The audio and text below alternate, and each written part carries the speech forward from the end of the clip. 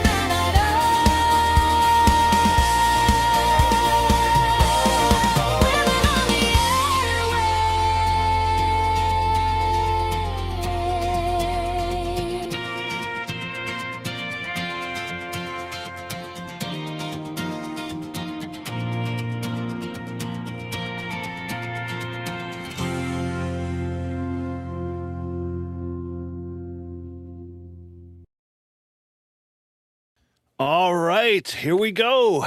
Tonight on Live Free and Ham, guys, we're celebrating women who are making a serious noise in amateur radio. So whether they're POTA, SOTA Summit, love the bell, thank you, sir, CW, or they're into content creation or all the above, we got an incredible group of operators joining us tonight. So grab a drink if you haven't already, jump in that chat, hang out with us, because tonight the ladies are running the frequency, my friends. We're just sitting back. We're going to watch, see how this one takes off. I'm sure it'll be way better than what we ever could put together.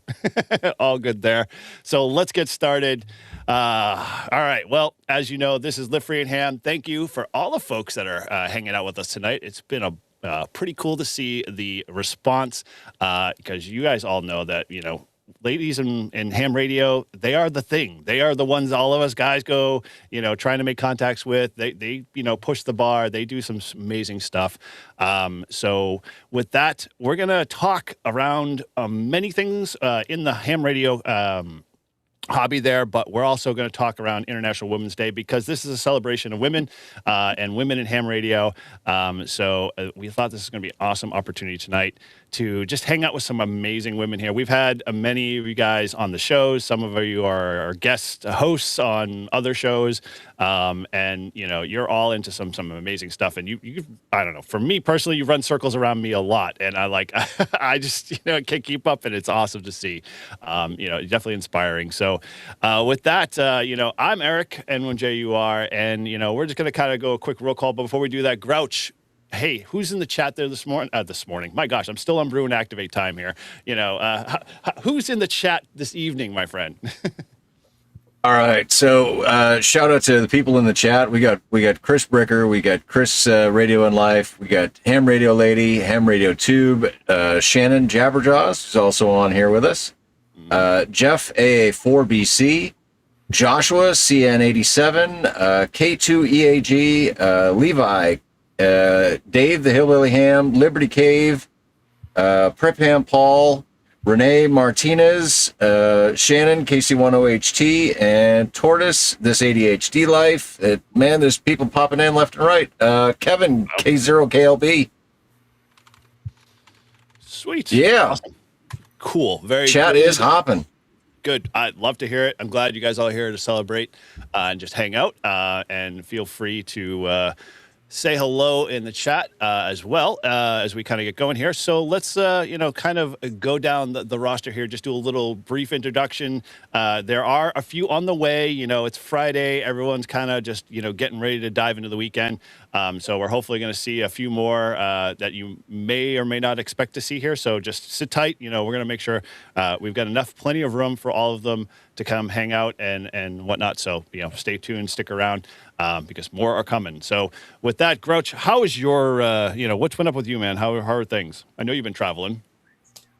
Yeah, well, so I reached my final destination for the time being on Wednesday, which gave me Monday, Tuesday, and Wednesday to do some 5-2 calling on my drive.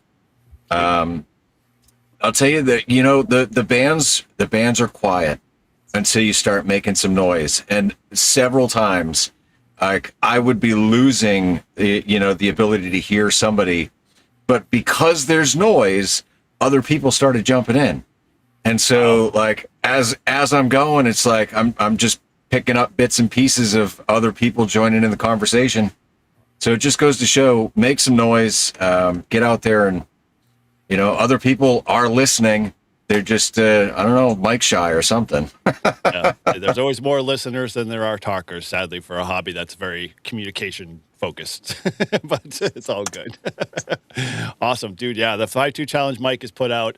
You check out N2MAK on that one. He's definitely, getting some traction on there. I'm participating, but we'll get to that later. So with that, good to get settled and making some contacts and looking forward to more, stories around stuff like that. So Shannon, long time no see. What's been going on? Shannon KOHT Shannon. Sorry, I should be clear. It's too many Shannon. From like 11:30 this morning until 8 o'clock this evening. Not too much. Just had to go pick up the boy child from school and made the rounds to Chipotle, the adult beverage store. Came home, got myself ready for the show, ate my dinner. The usual stuff. Mm. Were you saying Chipotle was the adult store, or you at two separate spots? No, Chipotle and Okay, the beverage store. They're not like next door to each other, because that'd be a very interesting combination for sure. I mean, they're not that far from each other, but some Chipotles do actually serve alcohol also. Yes, Little we known had one. fact. We had one. Didn't last long though. Just driving at a different clientele, and I'm sure the college folks are one of those things that you got to be wary of. But cool. All right. Well, we got more. Shannon's kind of spearheaded a little bit of this. We brought Shannon on almost a year. About a year ago, so to talk about the International POTA Party. So she's going to dive into a little bit more of that. You can hear me. I can't hear y'all. Oh, yeah, we hear you, Al. So while you're adjusting your stuff, we're just kind of going through and introducing each other. So with that, Julie and Caitlin, Caitlin's sans right now at this moment. But Jules, what's going on? Not a lot. It's Friday. I did a lot of the things that Shannon did. I went and got the kid all set up and went to work all day, and then came and ran home and into kind of a mini disaster, but we're here. But I did make a stop at the adult beverage store. So cheers. Very cool. Awesome. Excellent. So it sounds like we're all fueled up and ready to go here. So it should be an interesting evening for sure. So over to Shannon Jabberjaws. How are you doing? What's going on? I'm doing good. Thank you. Thank you for having me on today. Just did some POTA hunting today. Hit all four corners of the U.S. and into the Bahamas today. So it's a good day. What bands? I did all bands, 10 to 20. Wow. All from the shack there, or are you at a park too? Nope. At home. Amazing. Once again, you're very much a role model for me. It's like every time I look at my Flex over here, I should fire that up, and then I get somehow busy doing something else. So Priorities. Yeah, yes, I know. My wife says I need to have a lot of priorities, so I don't know if the ham radio is one of those, but we'll have to debate that one later. So very cool, and thank you again. So those that were there for the early beginning kickoff, we had the intro roll there. That was a song Shannon had put together for a different video that she lent to me. So I appreciate you contributing that. That was an awesome song. I love hearing that for sure. Thank you. No problem. All right. Well, with that, Amy, how are you doing? What's going on? Oh, not a whole lot. Well, I mean, I've had a pretty busy week with work and some personal things going on. But here in Oregon, we're having a really mild winter. So I've been enjoying, when I have the time, getting out on the mountains and getting plenty of winter bonus. And today, taking care of my bees who are coming out for the spring. Oh, And wow. yeah, that's about it. I hear bees are almost like having children. They're like full-time, like all year round things. They don't like, you just don't deal with them in the spring, summer. You have to maintain them all winter. Is that true? No, you don't. You don't do much during the winter. You have to maintain them all through spring and summer and fall. I wish I Yeah, could get my kids to be like that. it's a lot of work, but it's Just fun. go away. Come back in the spring. Very cool. So yeah, honey, my brother's a mapler over here because that's what you do when you're in New Hampshire. But yeah, bees were on his second list. So yeah, he hasn't achieved that yet, but always curious to see how people make out with that. So very cool. All right, Paula, how are you doing? What's going on? Hey, I am doing outstanding. I thank you for letting me join this very distinguished group this evening. I kind of live in the world of QRO and QRP. So today was a big QRO day. A lot of my time in ham radio before I became involved with Summits on the Air was chasing DX. And when you chase DX from the upper Midwest of the US, an area that some of us refer to as the black hole when it comes to RF, you have some really unique challenges. And the latest challenge that many of you may be aware of is there is a de-expedition operating from a hellacious island in the South Atlantic Antarctic region called Bouvet Island. There have been a couple of attempts to get an expedition to Bouvet Island in the last couple of years. One was aborted before they could get on the island. The other one was cut short and they had to get off the island rather quickly. This one seems to be going pretty well so far. I think they've paid attention to issues going on. But as I mentioned, from the Midwest, it's a challenge to work DX.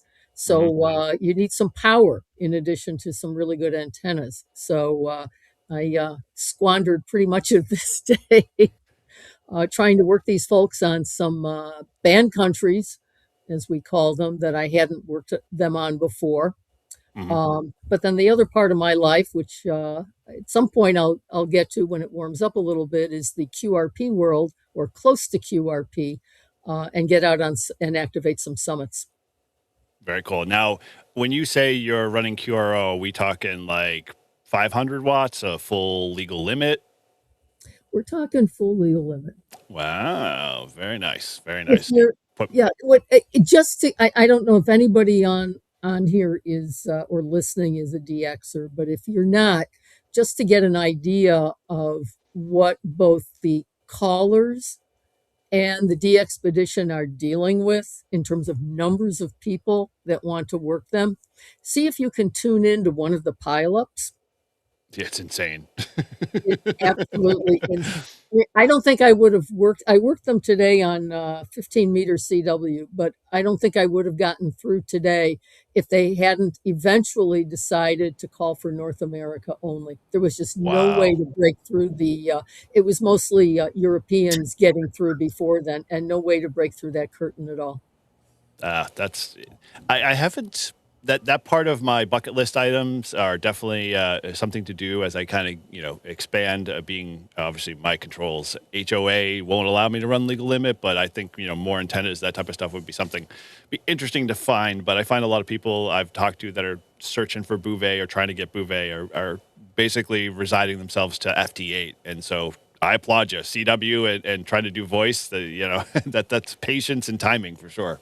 It really is. And I've got some FDA contacts with them as well. But it's it's a fun challenge, and it seems to be a very well run expedition as well. So they're making a lot of people happy. I mean, everybody, there's always a few people that are unhappy, and usually those are the ones that aren't in the log either. So I think there's a Very much so. connection between those two things. Yeah, very cool. All right, well, dude, that's awesome to hear that. There's definitely folks focusing on DX stuff. It's a challenge in and of its own. It's amazing. I kind of went down that road and then I stopped and I saw a squirrel POTA and I haven't looked back. But I'm just like to be I'm sure down that rabbit hole soon, if not later for sure. So yeah, prep ham. My HOA doesn't like ham radio. They're anti ham radio altogether. I'll tell you some stories later, but Mm. never good. They are never, pro ham radio whatsoever. They look at my antennas on my truck and go, who are you talking to and what alien? So, all good.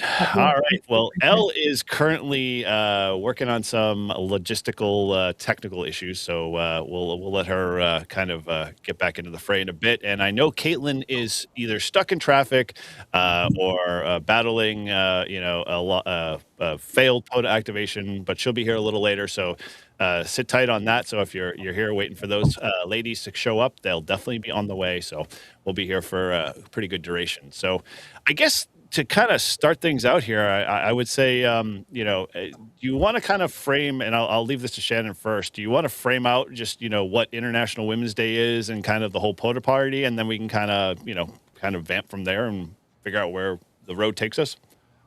Yeah, sure. So, for anyone that doesn't know, International Women's Day POTA Party is an event that I came up with 3 years ago now. So, this is going to be the third year having it. And it basically stemmed from the fact that I started doing POTA, I was having tons of fun, and there was a woman or a couple women in my area that, wanted to do POTA and wanted to get together and meet me. And I said, and this was, kind of like towards the fall or winter. And I was like, okay, well, once the weather gets warmer, let's make plans. Let's do a POTA together.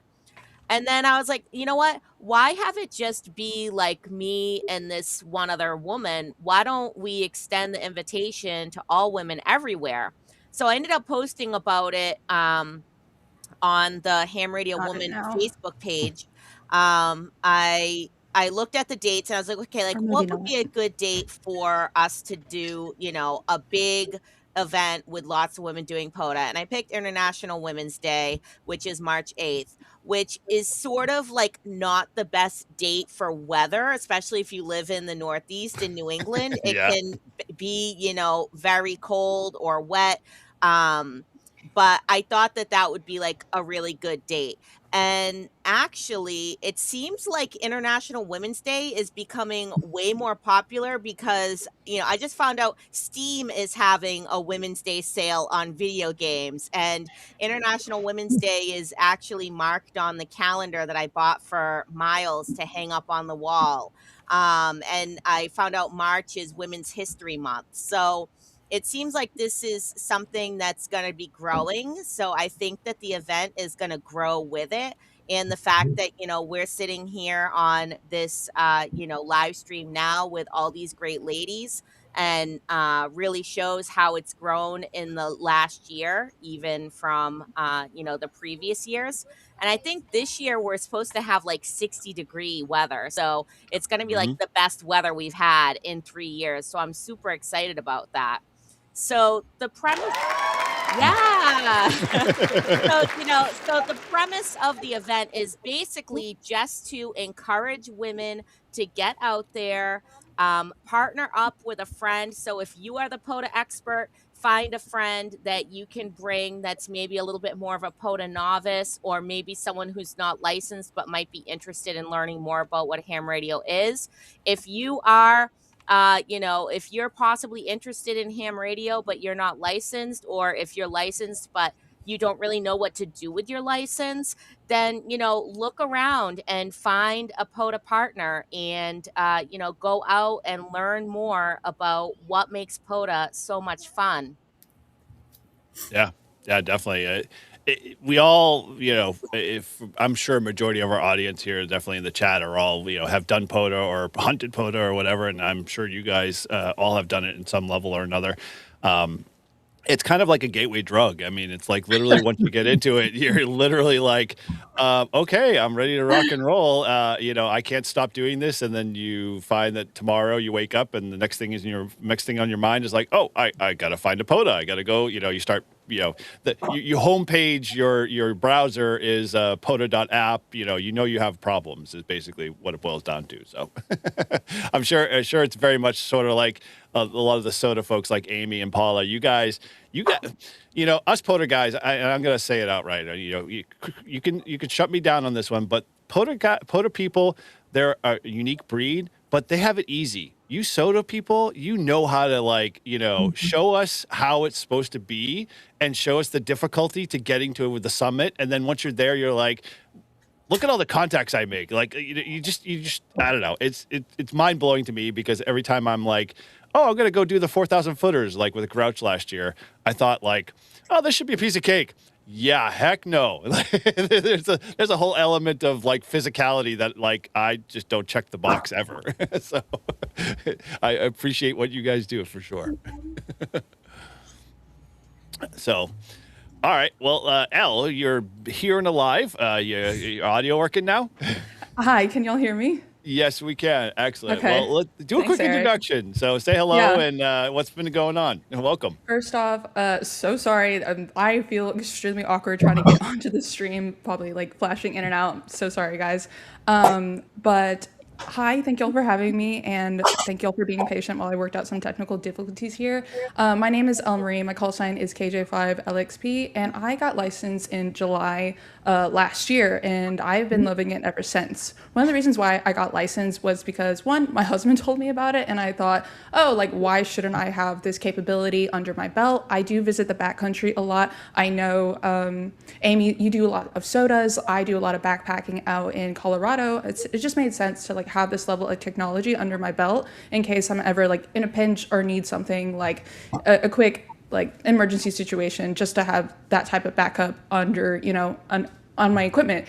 And little did I know this community that was a part of it. And I made my first video, kind of was like shocked with how lively this community was, and just kind of dived right into it, and I've loved it since then. Very cool. Yeah, there are many, obviously, I mean, that have just like in the past 6 months taken off just on the YouTube side of things, but it's been like, not like you're like a spark and you're gone. You've just been like, your channel and the stuff you do put out is pretty amazing, pretty cool to watch, and I'm very like encouraging, even me being a 30-year-old ham and just seeing, a fresh, take on something. So, the fact that you captured that one SOTA event you did, and it's like you literally carried about 45 pounds up the mountain, and I'm sure Amy and Paula are like, what is wrong with you? Like, that's a lot of weight. Going all the way up the mountain and then get up to the top, and it was like 100% 30-mile-an-hour winds. I mean, if anything, that was the most extreme SOTA I think I've ever seen on video. But that's exactly an awesome experience, and I'm sure you learned a lot. Oh yeah, I think that whole SOTA event, I think the one you're talking about was Red Mountain #3, and we were all amateurs with SOTAs. It was all of our first time doing SOTAs. Portable aughts, like we weren't very experienced at all. We carried around like this 40-pound battery. We're like, maybe we shouldn't have done this, but we got on the air, we got activated, and we had a good time and learned a lot. Very cool, very cool. Yeah, and I'm sure there'll be many more experiences that all you guys have to share, and so. Grouch, I don't want to dominate this. Feel free to jump in and, beat me up or take control here a little bit if you got a question or two. Obviously we know, International Women's Day is this weekend. The question I guess I got for all you guys, are you going to get out and do either a SOTA, or are you guys going to do a POTA, or are you going to play radio? Not at all. None of them are going to do anything radio I wise. was gonna say, man, this is like, Maybe tomorrow for myself. Sunday, I have a family matter to attend to, and pretty personal family matter. So I don't know about Sunday, but definitely tomorrow. I think I can get activated from my house, but no big POTA plans, unfortunately. But that's just the nature of things with where I'm at right now with my life. But definitely the YLWWA. I'm jumping in late. I don't know if this was spoken about. That starts on Monday, and I hope to be really active during that day and throughout that week. well, is that what you were talking about earlier, Shannon? I can't remember. Shannon, OHT Shannon. Yeah, so there is another event that is starting on Monday. If anyone is familiar with the WWA that was held the entire month of January, WWA is Worldwide Award. It's on the Ham Award platform. So they're having another event that is the YLWWA that is starting on Monday, March 9th, and it's going until Sunday, March 15th. There's about 200 YL activators worldwide that are signed up to operate during this event. So definitely be looking for them to be live and on the air on all bands, except for 60 meters. That's the only band that will not be used for the YLWWA, and all modes as well. So digital modes, voice mode, CW. And the women actually get points for how many different stations they contact. So it's not a contest, but the women sort of get like prestige points for how many contacts they make. They're hoping that each woman makes 100 contacts during the whole event, the whole week. But I mean, let's be real. We can make 100 contacts within, an hour and a half, ladies. So if any of you guys are signed up, then hopefully we'll catch you on the air. And if not, definitely, check it out, sign up. It's free to sign up. It's real easy to get connected with that Ham Award logging platform. And you just Google YLWWA, it'll come up. I'm activating for that. Yeah, I'm signed up for it too. I'll be activating. We're going to do some from the park. I'm going to do mostly from the house. We'll go live from the house. But I'm going to make Vaughn take me out for Wild Day to the beach. I've been wanting to put a kite in the air it's been too cold. So we're going to the beach and putting a kite in the air. With an antenna on it, obviously. Oh, okay. I was gonna say, Yeah. you just gonna put a kite in the air? Yeah, a kite antenna. It's a thing. And it's actually something that I've always wanted to try because I live 3 miles from the beach. It's amazing. And my understanding is that they used kite antennas in World War II Really? to help facilitate communications. So I've seen some YouTube videos about it. And hopefully that's something I'm going to try. I'm not going to try it on this YL POTA Party day, but someday in the future, it is my goal to try a kite antenna. The Bug Out Mini works really good. Vaughn got me a kite that holds like a small toddler. So it'll lift 35 pounds in the air. It's fantastic. And the first time it happened, it was actually by mistake. We were out there, we had the mast and it was too windy. And I said, well, I'm gonna put my kite up. And we basically both had the same idea at the same time. I put the kite up, it shot up 200 feet in the air like nothing. And we both kind of looked over at it. And he walked over and he flicked it and he was like, I think a little antenna. And I was like, I think you're right. And we had such a good time. It works great. Is it pink? Yeah. Good requirements. Good. Yeah. Of course it's Cool. pink. It's a couple of different colors. That's the only thing that I think that I own it's a little bit of all colors, but it's sparkling, has a tail. You need to talk to Matt about getting a pink colored antenna wire. Yeah. Mhm. I just looked at my handler. Yeah. You need to My do that. my production assistant off stage. He's equipment. I'm entertainment. I'm hardware. I was being very nice about that. But anyway, yeah. I know that Elle is participating in the international YL. You're activating, right, Elle? Yes, I put my call sign on the website, so it should be on there when you look at it. Yeah, no, that Or I the saw site. yours, but I didn't know if any of the other ladies were. Now, so I got a question with the antenna part. Have you done the kite antenna yet, or anybody done a kite antenna yet? Yeah.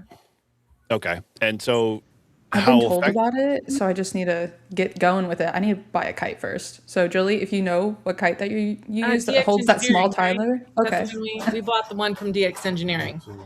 It's Okay. I'll they send you a sell a link. special Soda antenna beams, kite? I think. Cool. But the first time we put one up, it was like Dollar Tree special, the one you throw away when you're done with it. It worked great too. Huh. Perfect. Got one next door. I mean, yeah, it just goes to show that like you don't have to spend a lot of money in ham radio to be able to make something that works, Mhm. right? If Right. it works, then it wasn't stupid. And if it doesn't work, then you learned that not to use that again. So, Yeah, good. exactly. It's a hobby of learning. And that's what I think, maybe would help to build some confidence for, not just women, but people in general. Like, don't be afraid to fail in this hobby because you actually learn more from a failure than you do from a success. And that's what this hobby is kind of all about. Do you guys kind of feel the same way? I do. Absolutely. Absolutely. The opening comments it quoted me on a comment I like to share with my fellow hams, especially quite often, which is remember, it's amateur radio. Yeah. It's not commercial radio, it's not professional radio. So, Lord knows I have honored that concept more times than I can count with the stupid mistakes that I've made over the years. But, Shannon, you and others that mentioned this, you're absolutely right. This is how we all learn, and sometimes how we best learn is by making a mistake. And there are some mistakes that can literally be fatal in ham radio, but mercifully, in today's world, with the way the gear is made, those opportunities are greatly limited. You want to be careful if you're going to poke around in an amplifier. But short of that, there's probably not a whole lot you can mess up that's going to be really, really horrible, and or that can't be fixed, and you'll learn. Mm-hmm. Yeah, good advice. Good I advice. have a story that might be of interest that's I've told locally that was like a failure that turned to be quite a day. I went to hike a summit that was on my list for quite a while. Rough, rocky, Northern California mountain. I got all the way up there. I forgot my antenna. And I had driven down to California to do this mountain plus 3 others. I was familiar with the other ones, but this one had been on my list for a while and I forgot my antenna. So it's pretty much my day's shot because too rural for 2 meters. Turned out there was a rusty piece of wire rolled up from an old telegraph line that went up to a nearby lookout. And so I rolled out that wire and managed to jury rig it to my KX2. And I ended up reaching Japan. I mean, this is 10 watts, Japan, New Zealand. And one of the Japan stations was able to reach me. I ended up rolling that wire up and carrying it down the mountain and taking it to 4 more mountains that day. So, yeah, at first I felt that it was a total failure of the day, that I was heading home, everything was called off, and it ended up being quite an experience and a lesson that a KX2 can tune anything. Amy, do you do CW or When in doubt, ST? try it out. Wow, I am not worthy. That is amazing. That is amazing. Yeah, the KX2, the joke, the KX2 and the KX3, those internal antenna tuners are so good. They'll tune up anything or nothing. More than once I've been like, I'm not hearing anybody. And it's like, oh, connect the coax. It's good to know that I'm not the only one. They'll tune. They'll behave like, the tuner will behave like you just, you just did something correctly, and then you'll realize, no, wait, it just tuned air. How did that happen? Getting a local contact. I don't understand why I'm only getting people locally that are a mile away. Wow, that's awesome, dude. Yeah, Amy. Holy moly! Once again, I'm blown away. I'm shameful. I'm just going to hand you my ham radio license at this point because I pack it up if I don't if I don't have an antenna on my truck, and it's like, oh, I'm going to walk away from the POTA. I'm shameful. I'm going to go hide. So curious, obviously, who all you guys have a unique, different story. So, like, who? I'll throw the question out there for anybody who wants to pick it up. Who first pulled you into ham radio? I'm always curious about that. Does anybody want to go? I'll go first. I guess we can go around. Yeah, Okay. go.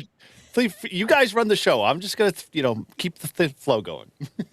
So, I've kind of talked about before how I got started a little bit in ham radio. Growing up, my dad owned a taxi company, and he used to bring my sister and I to the dispatch office to babysit us while my mom went to bingo. And this is, in the late 80s, early 90s. So there was no cell phone. So the way that he talked to the drivers and told them where to go was with the radio. And I thought it was so magical that these guys could be driving around the city and, could talk to my dad back and forth. And then, same thing when I would be in the taxi cars, the little radio, they could talk back to the dispatch office. So I remember asking my dad about, like, how can we have a radio at home? And he's like, oh, it's really expensive and you have to know Morse code and all this stuff. So I kind of just like brushed it aside until like late 2020. I ended up meeting someone online that was a ham radio operator. And he told me about like web SDRs where you could listen to all these radios. And I heard these guys on the Kensington, New Hampshire. I think it was the old Coots Net. They were talking about like filling up their bird feeders, and the birds kept eating the bird seed. And I wanted to talk back to these guys. I wanted to be like, hey, when the birds are eating all the bird seed, that means it's going to be a bad winter, right? So I decided that, like, okay, I need to get my license. So I started studying using ham study, and I studied for my tech and my general at the same time. And I took my test online, which was like so super easy, right? Especially during those kind of COVID times, there wasn't a lot of in-person tests. And being a mom, having a son at the time that was like 18 months old, it would have been very hard to kind of fit that into my schedule. So that was sort of how I got started. And I took a little bit of a break when Miles was young because, again, it was hard to go out and get on the air. But since like probably 2022, 2023, I got my extra upgrade in 2022. So kind of like since then, I've been, really a lot more active. All right. And it looks like we have Julie and Caitlin. Yay! So, Caitlin, if you'd like to introduce yourself real quick, and then you guys can go and talk about how you got started in amateur radio. Oh. It's you. Don't fight. Don't fight. K-E is my call sign. I got started. Modulate. It's Modulate. yeah. You're soft spoken. Oh, you need to talk louder? Louder. Oh, I thought you were telling me to shh. No. Use your outdoor voice. No, we call it a I have an DX outdoor voice. voice. He's a natural CW. Yeah. Come on. Okay. So my call sign's K8FAE.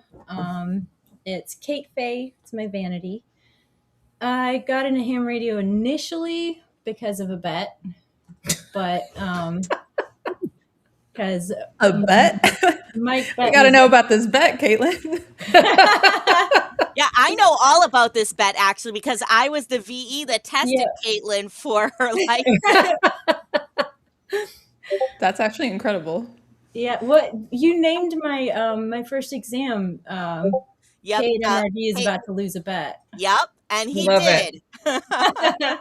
So he bet Caitlin that like she couldn't get her ham radio license in a week, and I think she was like extra within like what 2-3 weeks. It was 8 days. Yeah. That's actually incredible. Great job, That Caitlin. is incredible.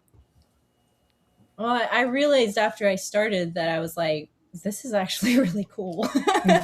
So I wanted to keep going. Yeah. Best So, better last. You right, Mike. You right. So, what are we doing? Are we still going around the horn? Yep. Okay. So KJ4ULZ, I was your typical radio wife actually for 15 years. I made fun of him. I moved all the junk out of the house and into the ham shack. And when he was chasing satellites, told the neighbors he was looking for the dog and aliens, you know? So I did all of those things. And he started to do parks. And he looked at me one day and he's like, I'm going to go out to the battlefield, out to Dade, and we're going to activate the park. And the first thing I thought was tannerite and gunpowder. And are you blowing something up? And do I need bail money?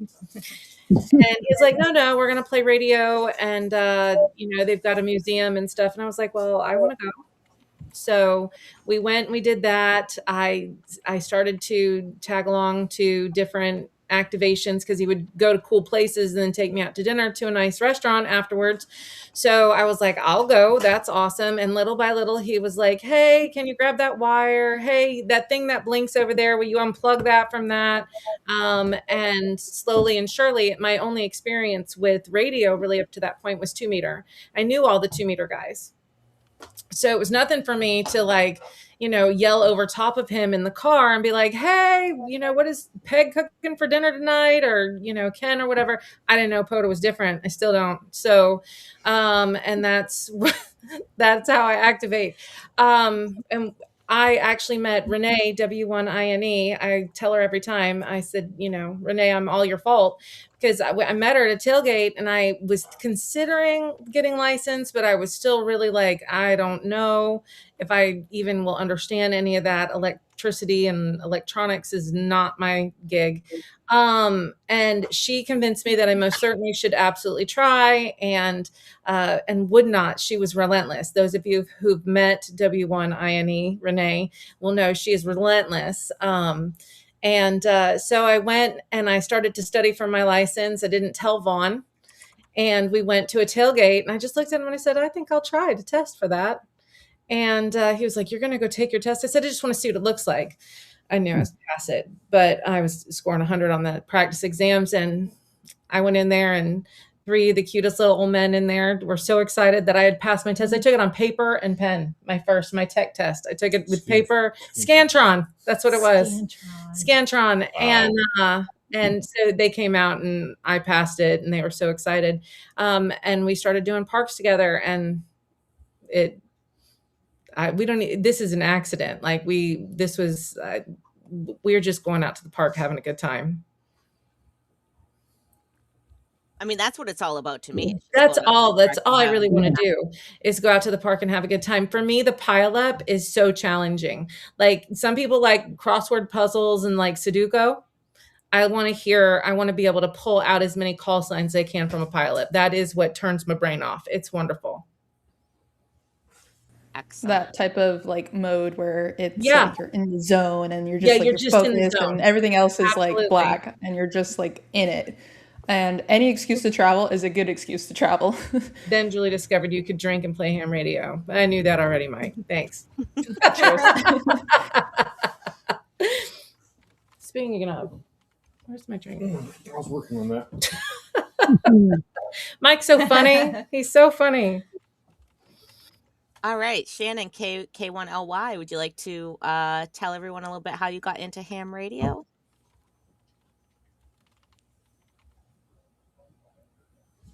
Shannon, are you muted? You're muted, Shannon. I'm sorry. I was trying to keep the noise from the dog pouncing around. So anyway, I got started in ham radio by accident, but then turned into, like Julie said, or I think it was Julie, a competition between myself, my husband, and two other operators from our old club. We all decided to rag each other and see who could get their license first. And I studied for about a week, got my technician, and then went through. And within 6 weeks, I had my extra.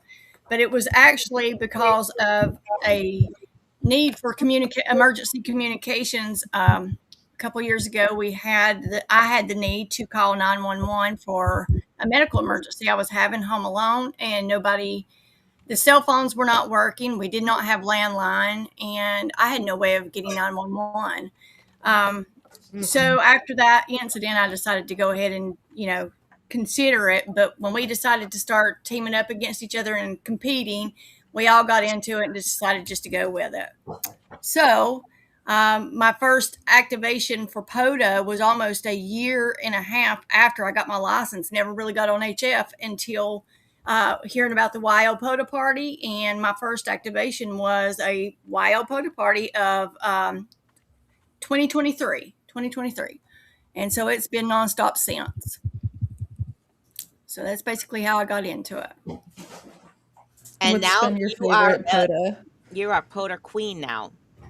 Not a queen compared to some, but it's all I talk about 24/7, 365, and it's what I want to do all the time. So, yeah, a little bit of an addiction, as they say. I have to ask I've Shannon. only activated 3 parks. What's your favorite park to have activated, Shannon? Run that by me again one more time. Your favorite park that you've activated? I've only activated 3, so someone who has experience as you, what is your favorite one? Funny thing is, I've only activated 11 parks here local to me. And my favorite one is in Georgia, North Georgia. It's the Lake Notley Dam area. Love it. That's where we have all kinds of fun experiences and all kinds of visitors to join in. And I've talked with Eric about it before, but when you get surrounded by chickens during a activation, it gets kind of funny. Buck. Fun. Box, right? Eric, you were going to ask something? I forgot. Sorry. I'm enjoying. This is awesome. I love the fact that you guys are you control the show. Have at it. I'm just gonna pretend to look. I'm gonna look pretty over here. I guess this small little view. But anyway, go on. I'm starring all the questions. So once you guys get through with this round, I'll throw a question up for you. I just wanted to follow up with Elle. She asked about the park activations. And believe it or not, only since 2023, I've only had 183 activations. I don't know where everybody else stands, but I'm just assuming that's kind of low. That's like 180, 76 or something more than me. So that's pretty good. But I guess I'll segue into why I got into amateur radio when I first joined, those just joining in, my husband was the one who first told me about it. Ironically, though, he's not licensed. I'm the one who's licensed. And so I do have a technology background. So I studied computer engineering. I have experience in software development. And so I have a lot of experience with programming microcontrollers. So all the Meshtastic boards, all those like ESP32s, the ESP82s, all of that connectivity kind of interest me. And then when I heard about amateur radio, understanding all the electricity components and my background and how it can also supplement my outdoor lifestyle, I said, this is something I should have had for a very long time now, but why am I just now hearing about it? So I said, I need to get this. So I got my license and didn't really understand what I got until I first made my first couple QSOs. And I was actually so mystified. I don't know why. Looking back now, I'm I was I don't know, not embarrassing to say how mystified I was, but I was just blown away that I could be in my car or in my home and be talking to someone in Germany without my phone. I was just so blown away of that concept and about if you picture radio waves and how they just bounce around that ionosphere and and they move at the speed of light, that completely mystified me. It just made me feel so this is real, this exists, that's really cool. And kind of got into a club And then from there, just kind of kept going, kept up with the videos, got plugged in even more, and now it's just like a part of my lifestyle, and it's been so fun. I also have like a drive for content creation, so I know how to use a camera, I know how to use all the software for production and stuff, and I have this skill that I'm like, where can I put this? Where can I utilize this? I've tried Instagram with like my dog and my cat and myself, so I've been into photography, and so now this like technology skill that I can have fun and play around with and document for myself. It's just like the two and two are just perfect for me and what what I want to do right now in my life. So it's been a lot of fun. And the community, like 10-10 or like 20-10, like everyone here is so amazing. Everyone here has been super kind, super encouraging. And those who are nervous right now, like get plugged into a community. You won't regret it. Yeah. Yeah, I have to agree with you, Elle. For me and with Julie saying, so Elle is more of like a technical background. Julie is sort of like me. I have like little to no technical background. So, some people for ham radio, they like the building and the circuits and the technology and the electrical engineering and the RF part of it.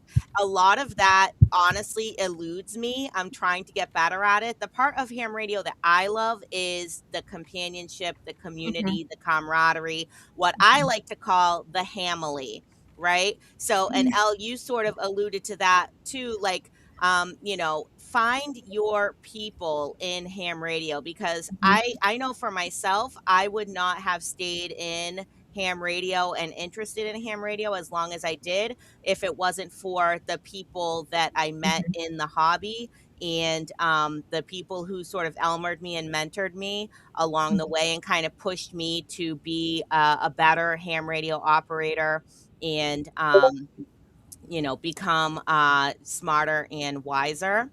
So, if you guys kind of feel the same way about that, I know we still kind of didn't really hear from Amy and Paula about how they got started in ham radio. So, Amy, would you like to talk a little bit about how you got your start?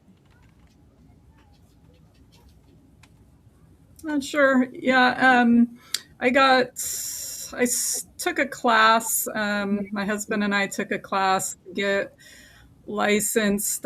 We have off-grid property, and it's probably about a half-hour drive just to even get to cell service, and by that time you're almost to town anyway. And we that sort of started.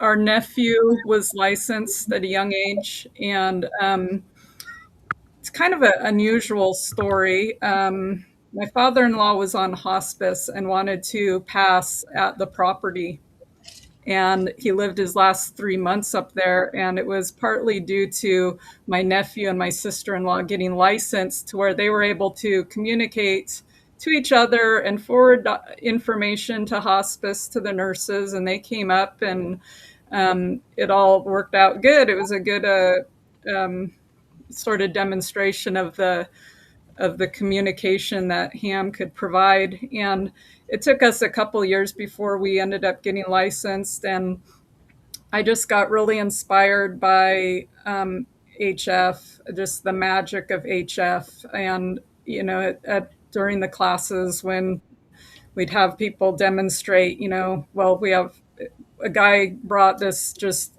simple wire and talked about going up on this nearby mountain and reaching around the world. And it was just hard for me to even comprehend. I knew nothing of radio. And so I studied hard, and I should say I memorized hard, pass now, learn later strategy. And I was an instant extra. And so a lot of the locals really took me under their wing, and I got into some of the contesting and portable operations. Started with Worldwide Flora and Fauna and POTA.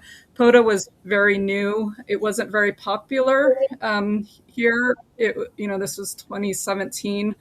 And 2019, I finally gave SOTA a try.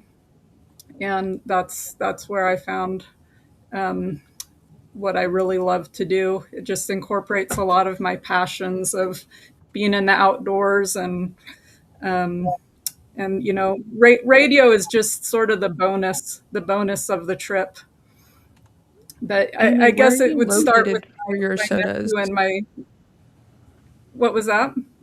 Where are you located to do your sodas? Because I think I want to be you, and to a degree, but I live in Texas, so I can't have a lot of soda opportunities. But I'm right there with you with like hiking and climbing mountains. Yeah. I live in Southern Oregon, so I live where I'm at. It's a pretty great summit location because we have both the Cascades and the Klamath Mountains, Siskiyou Mountains, which is also a popular. Sometimes I do SOTA POTA both, which Cascade Siskiyou National Monument it's where basically the Siskiyou Mountains collide with the Cascades, and so we have a lot of mountains here, ranging from 2,000 to nearly 10,000, all within a short drive. That's awesome. Yeah, the White Mountains, New Hampshire is also another great spot for POTA and SOTA. I've never actually sodaed. One of my first activations was Mount Agamenticus in Maine, which is a SOTA and it's also a drive up. But had my station was attached to the car, which is not allowed for SOTA. So maybe someday I will SOTA that. Um, and also Mount Washington is a 10-point SOTA and it's a drive up, just so you know. So Crazy. Shannon, what was the name of that one you first said? Mount Agamenticus. That one. Yeah. Mount Aggie. Oh, Yeah. okay. That's yeah. Yeah, and You that said was that like really fast, and I was like, "Woof!" Is it in Florida? Because it sounded Indian. well, there In are Maine. also Indians in Maine. So and that was like the first time I ever had a pileup too. I think Maine is one of those states that's like not very often activated. I hear a lot of people say they need Maine. So and maybe for POTA it's not activated that often. So I had a pretty big pileup that first time, so that was pretty exciting. That sort of like definitely got me hooked on POTA once I did that. Um, Yeah, I mean, I don't know where this. with SOTA, it's mainly QRP, and like my first SOTA, I was lugging the 25-pound radio up and 100 watts, and that was definitely a mistake on CW, beginning CW. It's kind of a window to learning code because it's such an advantage to carry light. Amy, before we segue to a different topic here, I definitely want to email you and to talk all about SOTA operations. I've talked to a couple other SOTA experts, but I'll be going into the Chicago Basin this summer in Colorado to kind of bag some 14ers. So I'd love to talk about gear with you offline.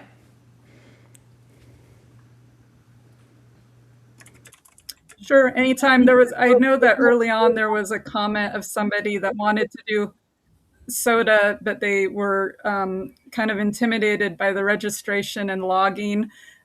They're more than welcome to send me an email. I help people through that all the time. Yeah, the SOTA program actually, and I'm sure the same is true, certainly to some degree with POTA, but the SOTA program has a lot of online tools to help you prepare for an activation, to help you locate a summit even, to help you understand what's involved in activating that summit. And then after you're done, to be able to get your USOs loaded into the database that they have as well.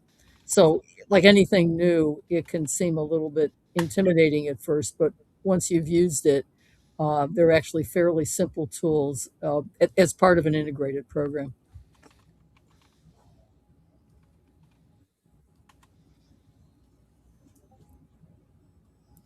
Cool. And that put a damper on everything. No dampers whatsoever. Everybody's has to unmute and whatnot. So, just quick, Grouch. You want to jump to a couple questions before we kind of keep plugging away? Yeah. So Eileen wants to know how. Hear from Paula how she got started. Okay. Well, Take Oh. control of this, girlfriend. Jeez. I'm just a small little screen down here. Ignore me. I want everyone to be heard, and I don't want anyone to feel left out. So 100%. I'm with you. Go. No problem. Um, I'm the only ham in my family, and I don't just mean my immediate family. I mean like as far extended as I can think of. So how did that happen to me?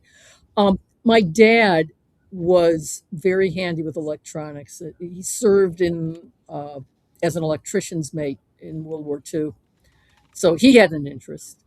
When I was growing up, he had a like a Helicrafters SX 98 or 99 that he would listen to in the evenings, and he would copy code. He would copy like ship to shore communications and things like that. So he had the code nailed down. And I think he wanted to get a license, and I have no idea why he never did, because he had what most people consider to be the most difficult part, learning Morse code at the time, nailed. And anyway, that kind of planted the seed. And if I'd been granted a wish when I was about 10, 11 years old, I would have gotten a license then. I remember going to the local drugstore and seeing on the magazine racks QST. This was back when QST was in its smaller physical format.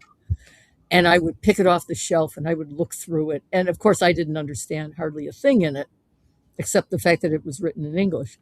But it fascinated me no end. So I think part of what got me interested in amateur radio was this exposure through my dad.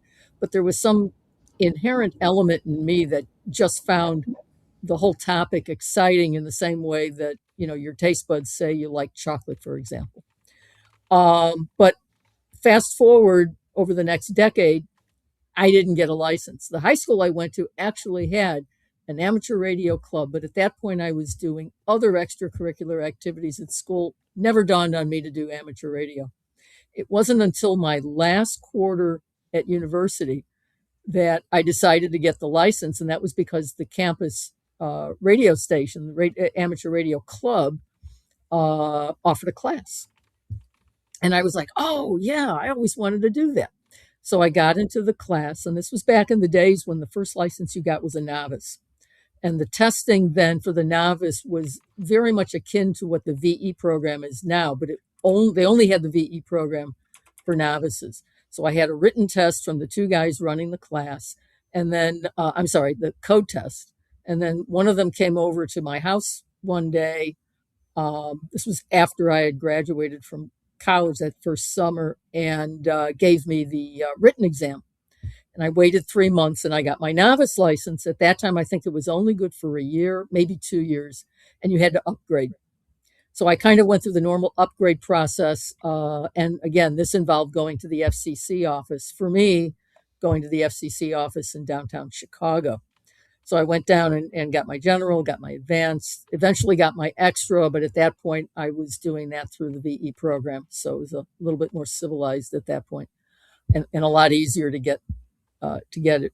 And I think early on with ham radio, to me, it was always HF was the attraction. And I got bit by the DX bug. I think I worked my first DX in the ARRL-CW contest in February after I got my license. And I was just like so excited. I think I worked like one of the PJs, like PJ2 or PJ5. And I thought it was the greatest thing in the world. So that got me into DXing. I didn't get involved with SOTA until the last 10, I think this is my 10th year in SOTA. I did my first activation in 2016. I did some chasing for a couple of years before then. How I found out about SOTA, I have no idea. I cannot remember. But it just seemed like the coolest thing to me because I love being outdoors. And here I could go outdoors with the radio. So that kind of started my SOTA journey. And as I mentioned earlier, I kind of have feet in both the QRO world, high power, and the QRP world, lower power, as a result. If I may here, Paula, a couple of things.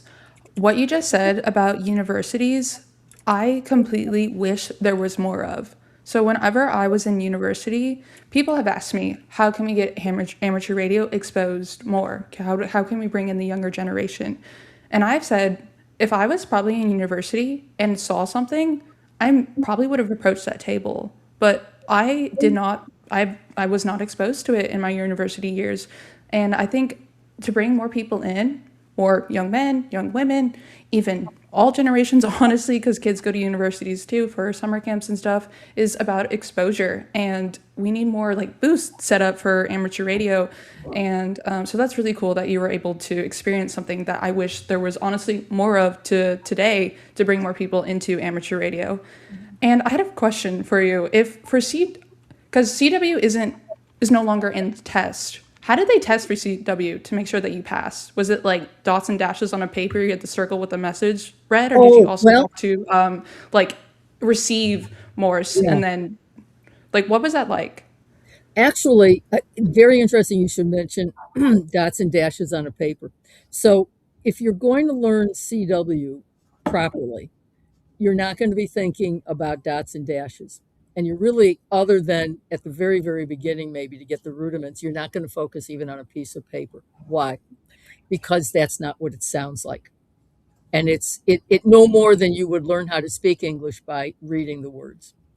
So when you learn CW, the best way to learn CW is to learn it by reference to dits and das, which is how you're actually going to hear it.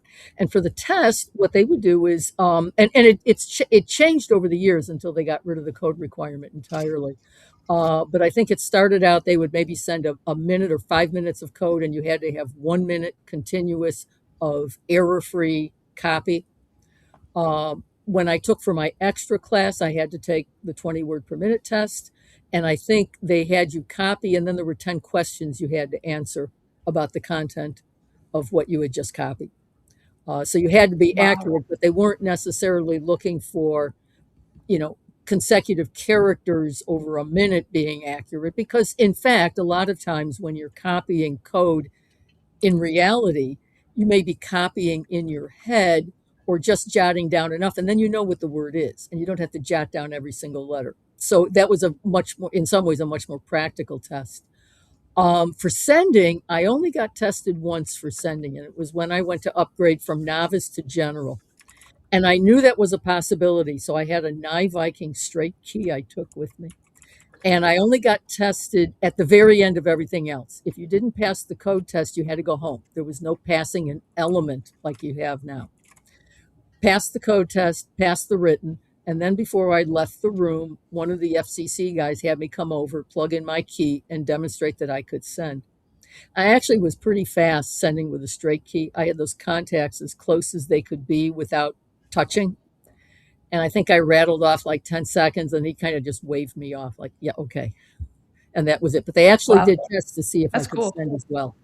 Yeah, because they don't test it nowadays, so I've never have heard what the test was like when it was required. Right. So thank you for sharing No, it's a that. great question. It's a great Yeah, question. and for anyone who is interested in learning Morse code, actually, because it seems like we have a few Morse code operators here. Amy, you mostly do Morse code on SOTA, and Paula, you also.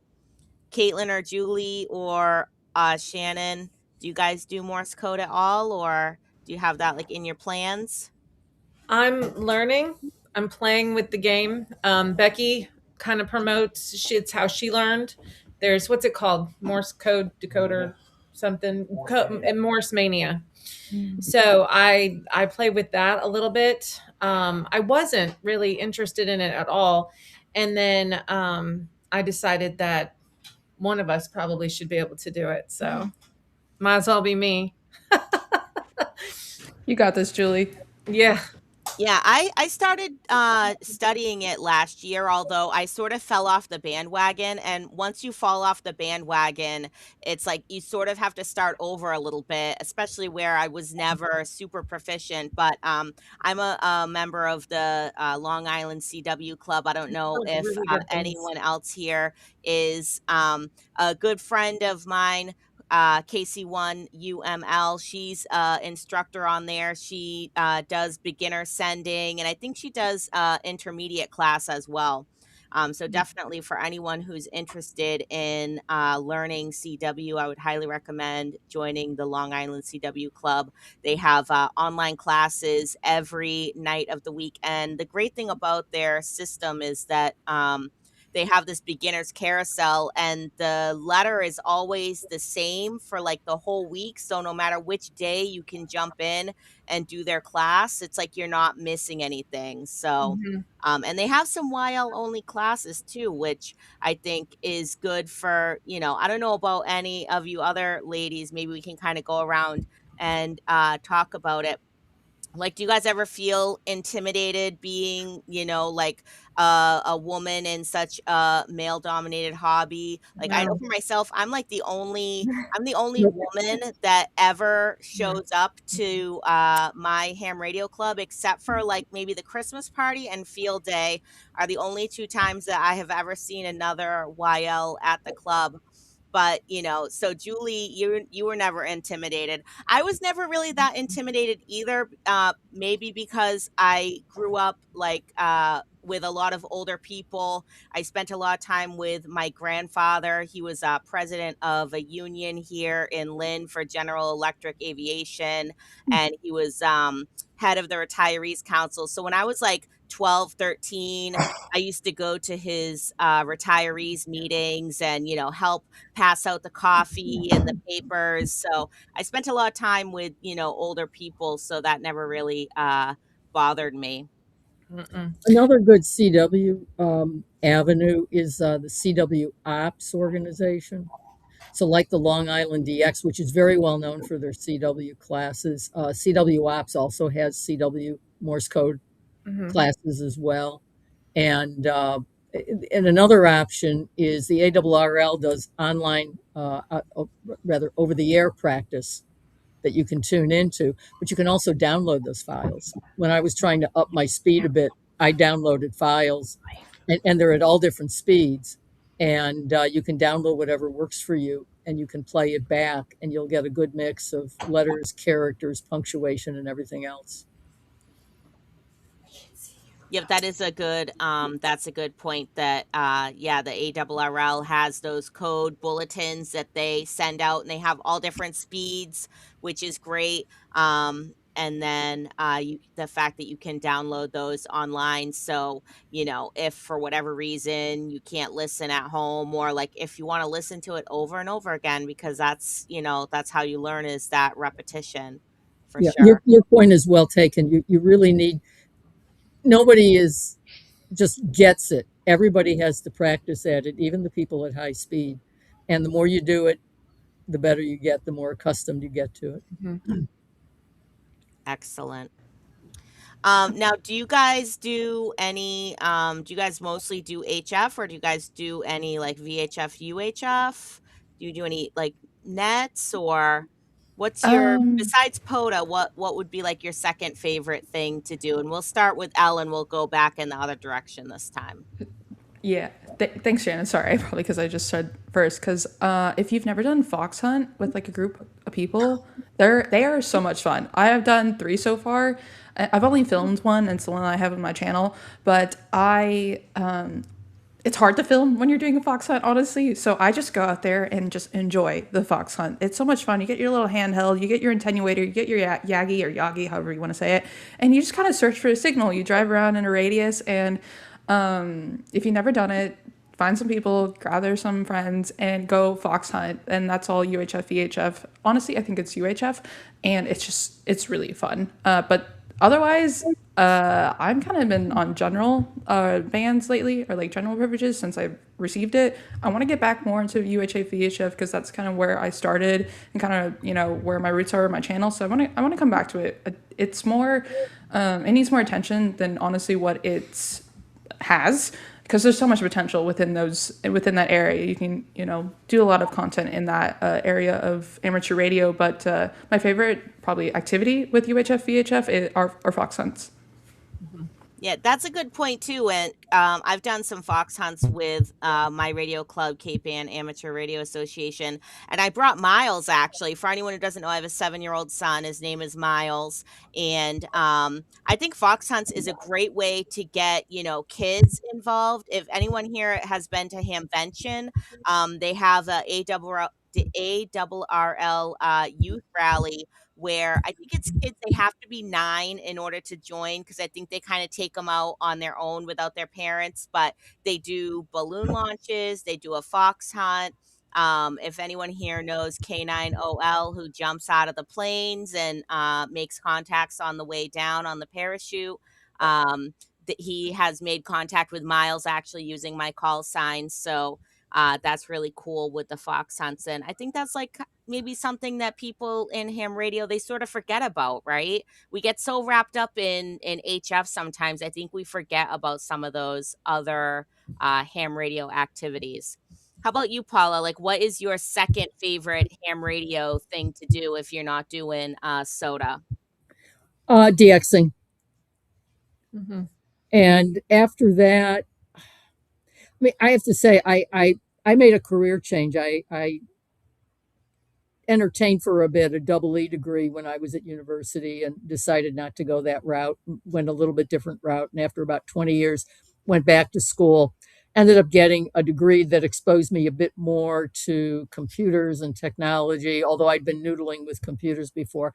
And I have to say, as a side thing, I really like troubleshooting issues, not just computer related stuff, but often in my own ham shack, it ends up that I'm troubleshooting how come I'm no longer keying my radio with FT8. Did a COM port suddenly get disappear on me or whatever, and on and on. And I actually like noodling on that stuff and trying to figure it out myself. Occasionally, I do post to a reflector when I run out of ideas, and sometimes just the process of putting that post together makes me think of some other solutions or possible solutions I could try. But I enjoy that as well. Hmm. Real geek stuff. And how about you, Amy? What's your second favorite thing to do in amateur radio if you're not doing a SOTA? Probably contesting, but kind of similar. I mean, I like to do a expedition. I like to just drive to a location, and like I've done. I live about 20 miles from the California border, and so the next county down is Siskiyou County, California, and so for a while, I was one of the only ones in the California QSO party that would be activating, and so that was fun. You just the fun of going to a location and being chased, and same with I've done that with the 7QP party. So probably just kind of the expedition contesting. Excellent. How about you, Shannon, K1LY? What's your second favorite thing to do in ham radio besides POTA? Well, actually, I enjoy doing nets. That was one of the things that helped me be able to do POTA so well, is to be able to do the nets, pick out calls and stuff like that. But I like doing that and to be honest, stuff with Skywarn, weather, those kinds of things. Anybody on my Facebook friends page is going to see that all the time. So you see me doing a lot of PSA stuff as far as for Skywarn and stuff like that. All right. Yeah, I'm a net girl too. For anyone that's, been sort of a long time listener of like well, no, I guess not a long time, but I've been on Brew and Activate for a few months now. And every morning, basically, I join this net at 0830. It's called the Pokey Net. It's been going on pretty much continuously since like the 1960s, as far as anyone can remember, and it's from a club that's been around since like at least the 40s or 50s, the Pocahontas Amateur Radio Club. I just happened upon these guys one day when I was out for a POTA in the morning after dropping Miles off at school, and they are like the friendliest bunch of guys that you would ever want to meet. It's a very casual rag chew roundtable format, so there's very little stress. Um, and even if you can't think of something to talk about, it always starts with the weather. So I'm so glad I have a weather station at my house, so I can always pull up my hyper local weather and give them the weather report. They just love that. So everyone should join a 2 meter net at least once in their ham radio career, I think. How about you, Julie and Caitlin? What's your second favorite ham radio activity? Um, well, okay, first I have to say, Al, I'm so jealous. I have told Vaughn since before I was ever even interested in radio that a fox hunt would be so fun. I want to do that so bad. I've never done a fox hunt, Vaughn. Anyway, Do it. I I really don't know do. if you I have want clubs to. near I you. want to. The reason why I've been able to do so is because the club that I'm a part of puts it on. Our club, I don't think that they've done one since I got active in the club. So since before COVID, that's what he just told me. So I told him that he just needs to go hide something and then help me find it. Like, show me how to find it. That's what I told him. Like, that's a great date night. Okay. Anyway, so we also participate in some nets. Our club has a local net, and there's another one too, and I can't remember. Right? Anyway, but my favorite net is the unofficial, unsanctioned sandbagger net that we do every morning at the drive time. So Vaughn and I both leave for work at the same time, but we go into two different counties. And so we started on our local repeater. It's the unofficial sandbagger net because people are listening. That they're out there listening. Our club has, I don't even remember how many members, but it's a lot. And there's like, I don't know, 200 members, and there's like 30 that are active on the repeater. So that people are listening. And so we get on there and it's got Echo Link. And sometimes some people from out of state will chime in because they know that we'll be on between 7 and 8 in the morning while I'm on my way to work and he's on his way to work. So I really enjoy that. That's actually really fun. Yeah, that's great that you guys both get on the radio and talk. And that is true that there are way more people listening than what you realize. I mentioned this on Brew and Activate earlier today, actually, that yesterday when I was on the PokeNet, I was telling the guys how I was going to HRO and I was going to meet Eric to pick up my International Women's Day POTA Party t-shirt. And some other hams were in the parking lot there, as they are. It's like the ham meetup point whenever you're trading a radio or something like that. So this guy comes and he knocks on my window and he's like, "Hey, I heard you on the net this morning and I heard that you were heading over here to HRO." And I was like, "Oh, you should have jumped in. You should have said hi." I'm like, if you're already listening, you're halfway there. All you got to do is push to talk. Don't be shy. We That's ask right. we ask for check-ins every round. We don't bite, I promise. Yeah. And so and I think Grouch had mentioned something earlier about you have to be the activity that you want to hear, right? If everybody just sits and listens, then everyone's going to listen and say, "I never hear anyone on the air." So you know but if you never talk, then yeah, you're never going to hear anyone. So don't be afraid to like get out there and throw out your call sign, and like not just once. You kind of have to do it every 10-15 minutes, because if someone's radio is on scan, they may be on a different frequency and they didn't hear you, or they don't have their radio on at the time. So you never know when you're going to make a new ham friend just by throwing your call sign out there. It's true. So I've heard so many nets, especially on Saturdays and Sundays. Whenever I'm hunting POTA on 20 meters, I think there's a couple nets on. I don't.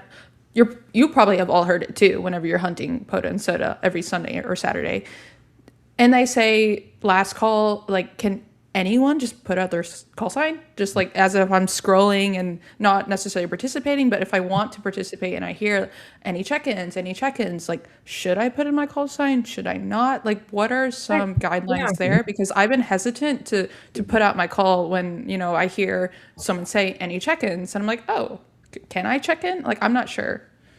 I throw my call sign out there. when I hear a net and they're, sometimes they'll say what the net is, sometimes they don't really say, but they'll say, like looking for check-ins. And I'll just be like, hey, this is KC1OHT. I'm new to this net. Like, what is this net? And then, hopefully they'll explain it. A great way too to find out what the net is if you have NetLogger. A lot of times HF nets will be on NetLogger, so you can kind of see a little bit, at least the title of the net or what the net might be. But I found a great net that way, just scrolling around 80 meters. Actually, I found this net in Maine. It's called the Maine Potato Net. And if you guys have never joined the Maine Potato Net, that's another amazing net that has been around since I think the 1960s. And it started in the county of Aroostook, Maine, which is the largest county in Maine, so that the potato farmers could communicate to each other before they had like phones and reliable phone line communication. And there's this one guy who's net control, and like on Friday nights when people check in, he'll like tink his glass with like the wine in it. Oh my gosh, he's hilarious. So it's just if you're not having fun on the air, then what's the point? That's what I say. That part. Can I Well, say I check something the on that? net. Whoops.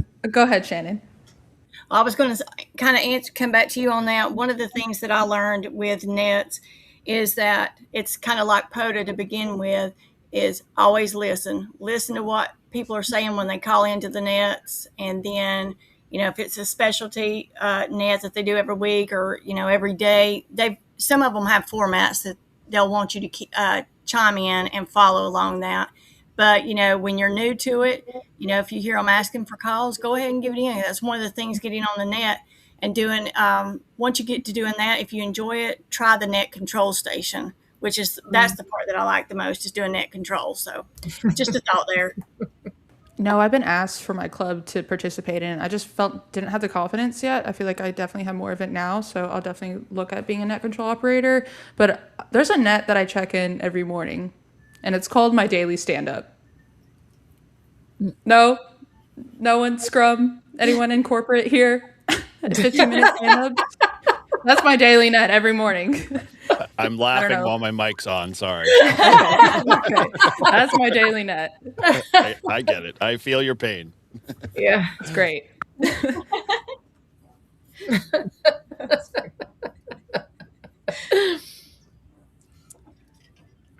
Whose turn is it? Do you want some of the questions from the chat? All right. Yeah, I'm trying to figure out how to navigate this EV Mux. So I had some questions that Eric had posted. What are the ones from chat, Grouch? You want to throw them at me? Yeah, so Eileen was the first one, and she wanted to know how you learn to listen for the call signs with all the traffic. I assume she's talking about a pileup. So how have you honed your ears? You just pick it out.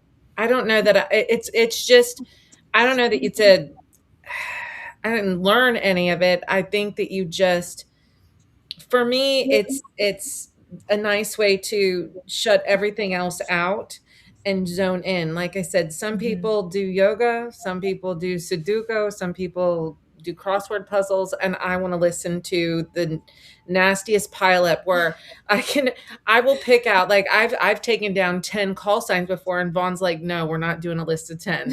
So I like, we'll do 3 or 4 at a time. But for me, it is a challenge. I want to see if I can get a whole call sign and get like 6 of them, 6 whole call signs, like that's a killer job for me. I don't know that it was a skill that I learned.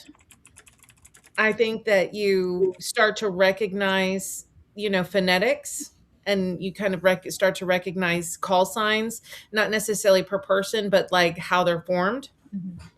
And you and so that's a skill that you learn with practice. I think. Yeah, well, loud voices help. But I found that whether it's Morse code or voice communications, not every station sounds the same.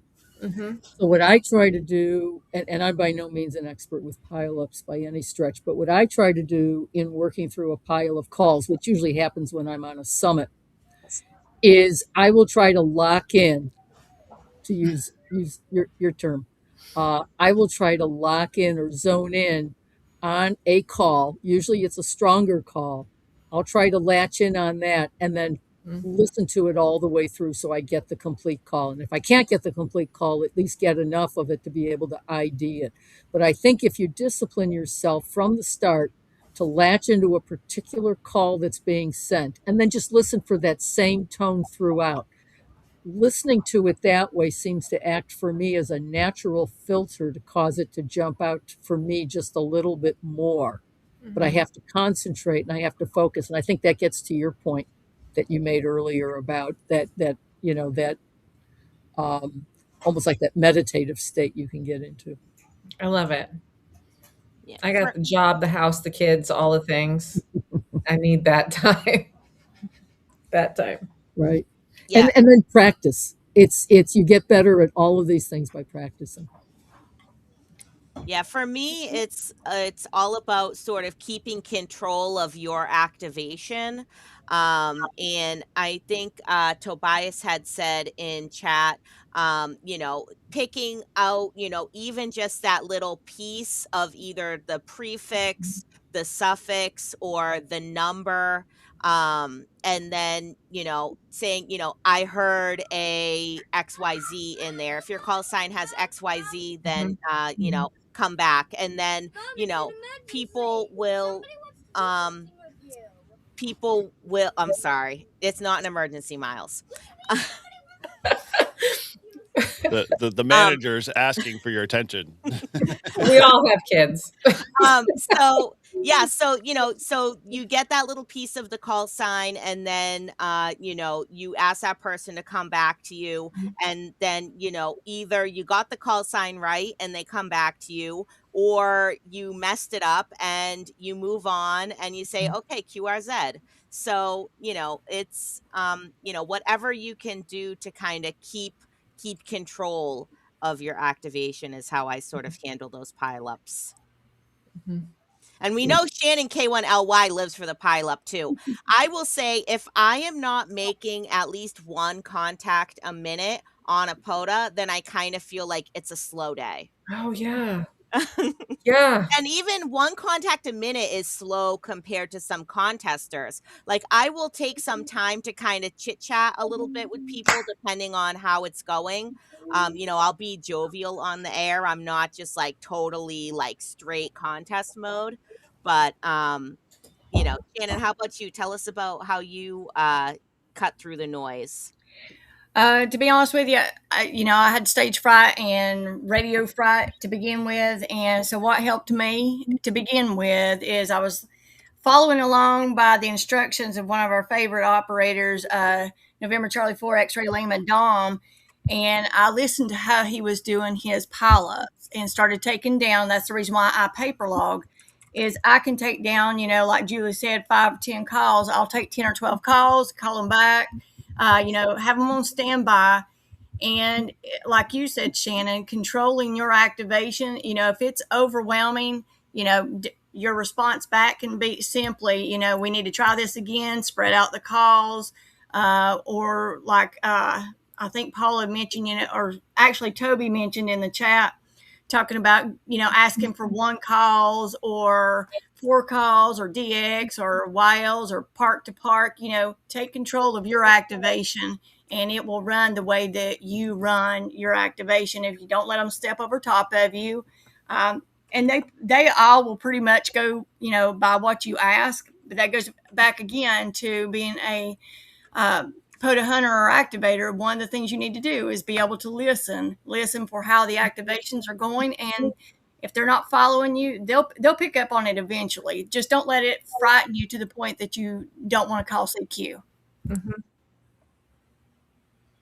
And I think that we're forgetting too that most, and I want to say this, most of the ham radio, and I mean, when I say that, I mean like 99% of the ham radio community, they love to hear children or wiles on the air, and they want you to have a good experience. They are going to stop and I mean, I have been told, Missy, right, Grouch, what did they say? That Missy, don't tell me what to do on the that was really funny.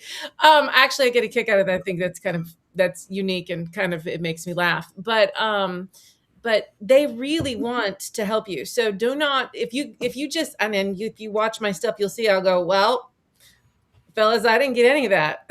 So let's try it again. CQ. And everybody will work with you on that. This isn't, this is a good time. This isn't passing or failing a test. Agreed. All right, excellent. Paul, you want to? Oh, you got another question there. So Renee asked, "What's everyone's favorite radio for POTA?" Amy, you want to? Is Renee's call sign wine? Yes. One INE. One INE. She is the connoisseur. Nobody's going to start with it depends, right? Please don't do that. No. I have a favorite radio. Who said that? Shannon, you want to tell us your favorite radio? Oh yeah, I don't mind a bit. It's Yesu 891. Yesu girl. That's right. Don't leave home without it. Yeah, my personal POTA rig right now is a Yaesu FT710. But I own a 891, I own a FTM 500, FTM 300, FTDX10. So pretty much all my radios are Yaesu except for my Baofeng, my Kenwood Handy Talkie, and I have a G90. The G90 was my first HF radio though, and I'll never give that up. I'm actually going to bring it with me when I go to England this summer, just because it's so much easier to travel with. I want another 891 so I can put it in the car. That's where mine is. Mine is, mounted in the car as a mobile radio with the ATAS 120. Yeah. See, Shannon, some people collect HTs. You and I, we collect 891s. Got to have them everywhere. That's right. Sean, you hear that, right? It's a great radio. Amy, we haven't heard from you too much. What is your go-to radio for SOTA? You said a KX2 earlier? Oh, yeah, for SOTA, either a KX2 or a Mountain Topper 3B. I mainly use the Mountain Topper 3B, which is a CW only radio, 20, 30, 40. But then once the bands opened up to where 10 and 15 were open, I wanted to be able to work those bands. Well, and SOTA a year ago had a 10-meter challenge to where, we tried to get as much 10 meter as possible. And so I used my KX2 quite a bit for that. For POTA, I used to use ICOM MK2G. It had a good power draw. I could get a lot out of it. But usually when I do any parks, it's just in combination with SOTA, so it's just the QRP. Yeah, I like the KX2 for general SOTA work. I mean, for the shack at home and for DXing and stuff, I have a K4. But I like the KX2. I'm kind of one of you mentioned your Yaesu person, and I actually, my first really good DX radio was a FT1000D, which I still have. I love it. But I do like the KX2. And then when I'm doing a trip where weight is more of a concern, like on a backpacking trip where I'm going to do some activations, and I've had a few of those in the last few years, the KH1 is a gift from heaven. It is just absolutely the perfect lightweight radio for a backpacking situation, for a situation where you literally don't have a lot of room in which to activate, to set up. in a situation where you want to be more subtle because you're, say, in a residential area trying to activate. There's a number of different use cases that the KH1 is ideally suited for. Mm-hmm. How about you, Caitlin and Julie? What are your favorite radios?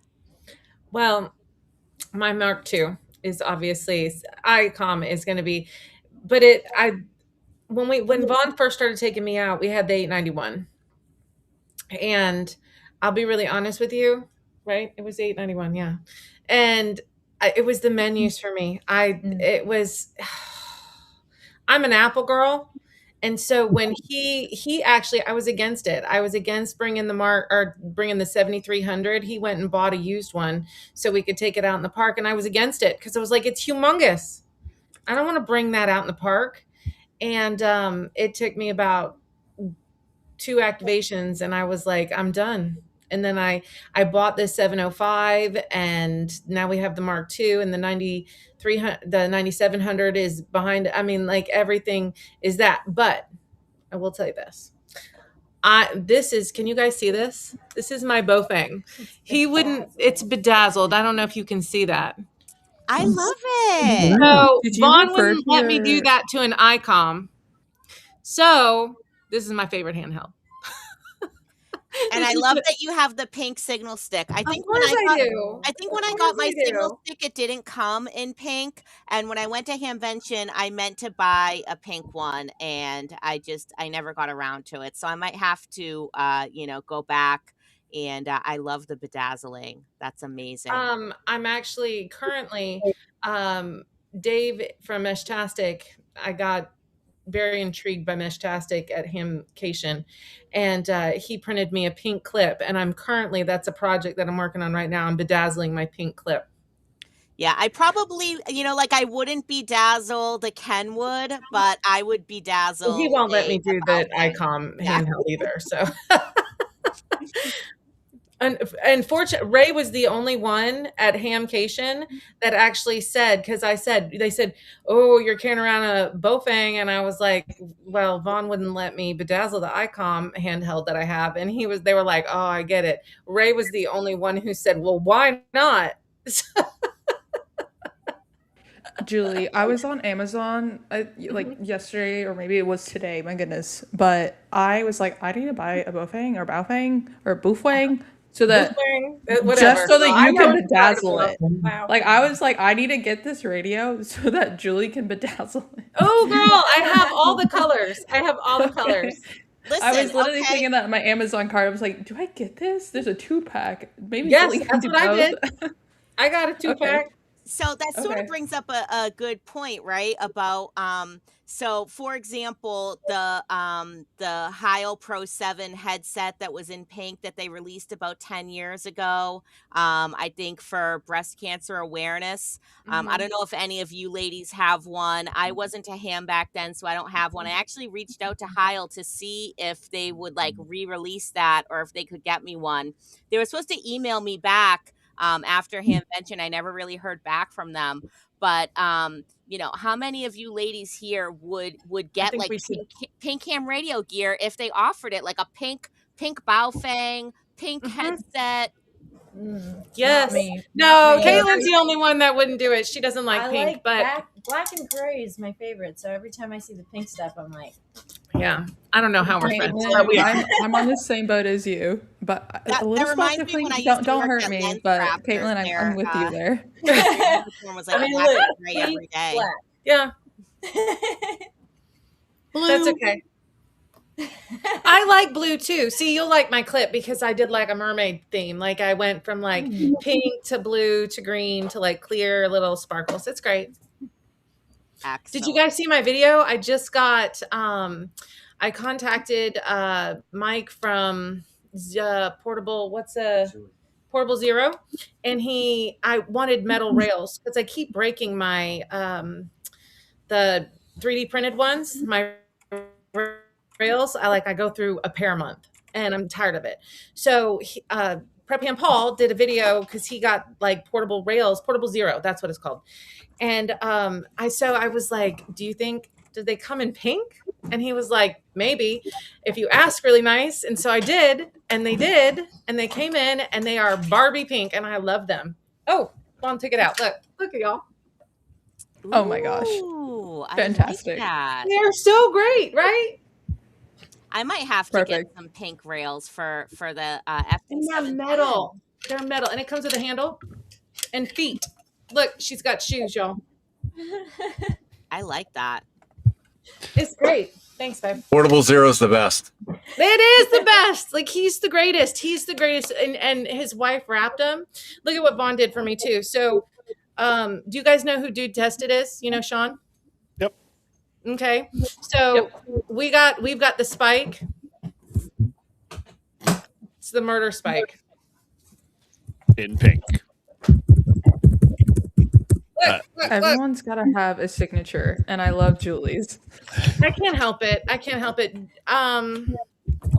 feel like the hobby needs a little more glitter. Yes. Oh, yeah. Well, that's a little dude, but that's a little dude. I just want to show him spike. Okay. It's a great intent. It's a great mast. If you guys don't know. Which one is Be that? careful what you ask for, because you just said you want glitter. You might be getting a couple of truckloads of it coming soon, I'm sure. You guys be careful. Listen, my tier, if you send me 3 pounds of glitter like you did pineapple, I'm gonna be mad at you. Anyway. What was the mask you just showed? Was that a portable mask that you just that showed? was, yes. Do you want to see it? Well, I'm just curious, which one is it? Oh, it's the little dude. Oh, the ham dude thing? It's Sean from Dude Tested. Yeah. Oh, did you get the ground stake too to hold it? It does. Okay, so this is the. Cool. I don't think it's actually called the murder spike, but I think that MRD actually named it murder spike. Yeah. I got that same addition to it. I think we just lost Julie's audio. It's a little bit heavier than the mask I use usually, but I figured it's a little bit more robust. It goes higher and it's got that great stake too. Yeah, Shannon, I think we did. Julie, we can't hear you. No. Vaughn did it. Sorry. There we go. Wow. Look at that. Fire. You didn't miss nothing. Someone's going to get reprimanded later. So anyways, and now it'll be pretty. So It's wonderful. Nobody else is quite as excited as me, but I'm excited. I am all about the pink. I'm known for my pink headset, which is basically just like, I only use it for the headphones portion, right? Because the mic doesn't work on the radio. It's just a cheap gaming headset off of Amazon, but it's like my main QRZ picture. And the first thing people say to me when I make contact with them on the air is like, I love your pink headset. So I'm sort of known for my pink love as well. My eyeball QSO card has a pink headset in the background, and my picture is me wearing my pink headset. Oh, I love that. So if you make it to Hamvention, then find me. I'm gonna try to be there on Thursday so that I'm well rested for Friday, when I'm pretty sure they have a YL meetup, and I'll have stickers and eyeball QSO cards for everyone. Did you hand out not wooden chips? No, that wasn't me. Okay, somebody handed out a woman chip with the little lady holding something. I can't remember who it was. I have it at work. Oh, well, gee, I wish I got one of those. Yeah, I don't. But here's the thing, Hamvention was so. I don't remember meeting people. Yeah, it was my first time ever going to a Hamvention, or really any kind of big ham fest. I think I had gone to Near Fest in the fall, but that was about it. And I was literally high on ham radio for a week after Hamvention. Just meeting all the people and seeing all the booths and your glasses. Oh, she's got her little coin. It's not mine. It's somebody else's, but Hamvention 2025, it's KEBUTX. Kilo Echo Bravo Uniform Tango X-ray. That's Black Swamp. Okay. Maybe was that Sandy? That might be Yeah. Sandy. I'm like UTX that call. is Sandy. I'm like That's Sandy's call that sign. call sign sounds. Is it familiar Sandy's to call me. sign? Oh, look at Vaughn shining a light. Well, it's now you're washing her out. Anyway, it was super cute. I loved it. I absolutely loved it, but I can't remember who handed it to me. Well, you're 'Cause it lucky was because crazy. I guess I didn't meet Sandy and I didn't get one. So maybe this year, 2026, will be the year, and hopefully we'll see I all got you ladies at the YL meetup. I made it a point to meet Sandy. I really did. I was like, "Ugh, I recognize you." So to go along with, what are our favorite radios? What's our favorite antennas? Ranger 80. Who said that? I did. Was that you, Shannon? Miss Me, Shannon. yeah. Okay. Yes. So what is that? What is that? Is that a vertical? Yep. Ranger 80 from Polymer. I think it's Polymer Engineering. No. Res antenna. Res antenna. That's right. Yep. Oh, Mike. With I a love 17-foot whip. Yep. Works great. The only other one that we do use is the oh goodness, what was it? End-fed halfway that we got from Reliance from Mount. Mm-hmm. That's a good one. Love it. Yeah, lately I've been loving my my Wolf River coil. I have the the Silver Bullet 1000 Platinum. I use that with a 17-foot whip on top, the MFJ 1979. With a Faraday cloth ground plane. And I love that, I can operate away from the car, but I don't have to worry about like throwing a wire in a tree. Because, sometimes, first of all, it's not easy to get a wire up in a tree. And second of all, sometimes the rangers can get a little funny about that, hanging stuff in trees. So I try to like leave the least amount of impact on the environment as I possibly can. I don't know how you guys maybe run into that a little bit, Amy and Paula, like when you guys are doing SOTA. First of all, you're probably above the tree line a lot of the time, I would guess. And also it might be like a wilderness zone, right? Where, you can't really like put up any kind of structures. I'll take a stab at this first. I mean, we already know how clever Amy is with finding wire on the summit and Yeah. making it work, which I'm still in awe. I have found for SOTA, I tried all sorts of approaches when I first started doing it. And my initial approach was to take a weighted bag as a toss bag over a tree. And while I was fairly athletic as a child, you wouldn't know it from how poorly I threw that bag. I spent more time digging that bag and the line out of the weeds and everything to do a second toss, et cetera, et cetera. What I finally have consolidated on is a telescoping fishing pole. And now I'll be using the Ham Dude mast as well, with an end-fed random wire for the antenna. So that just basically slopes down from the top of the mast. I have for the mast a couple of 3-foot long Velcro straps. And I also have a couple of those bendable, they're not bungee cords, but those bendable wire type things. They're often orange colored. And between Hair ties. those things, pardon? Yeah, exactly. One of those dudes right there. And between those, and I actually have my own, I got this idea off of Soda Beams. They sell a fiberglass stake you can put in the ground to help hold up a telescoping pole. And I'm like, oh, gee, I could make that. And so I went to, what was it, Tractor Supply, and I bought some fiberglass garden stakes, cut them carefully to the length I wanted. I telescoped them with a piece of, I think, aluminum tubing I had handy. What I like about that is that kind of setup enables me to use exactly the same equipment, whether I'm in the middle of a forest, whether I'm on a bald with no trees at all, whether I'm on a rocky surface. I don't use all of those items, but all of those items in some combination will always let me set something up the same way. So I eliminate, the head scratching of, well, what am I going to do now? I've figured that out ahead of time, and I found that being able to have a repeatable process like that works, effectively for me. I also like to do multiple summits in a day, something I call biathlon for geeks.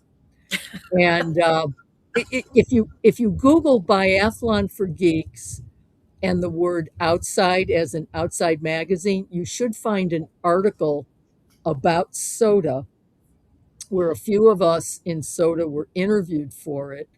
And the writer picked up my moniker for it and used it as, I think, either part of the article title or in the first paragraph or so.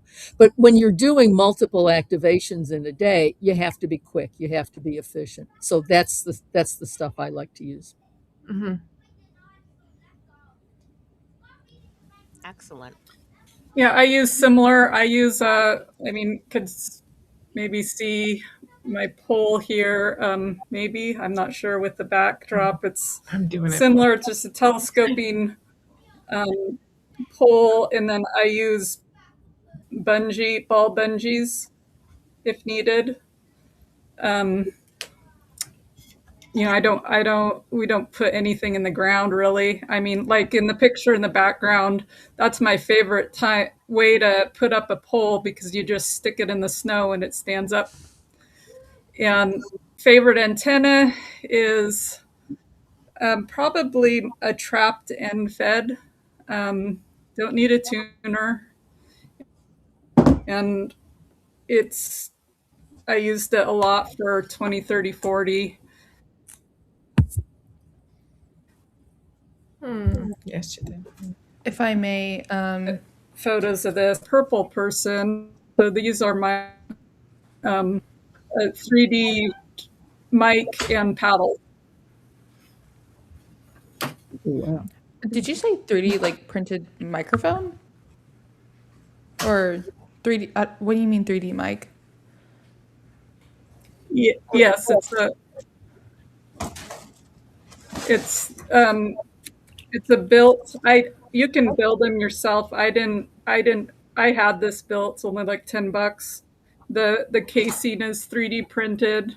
Could choose the color of plastic, and it's smaller than my pinky, and so I don't get on sideband a whole lot. But if my husband is activating with me, then this way I have an easy mic that doesn't take up much space.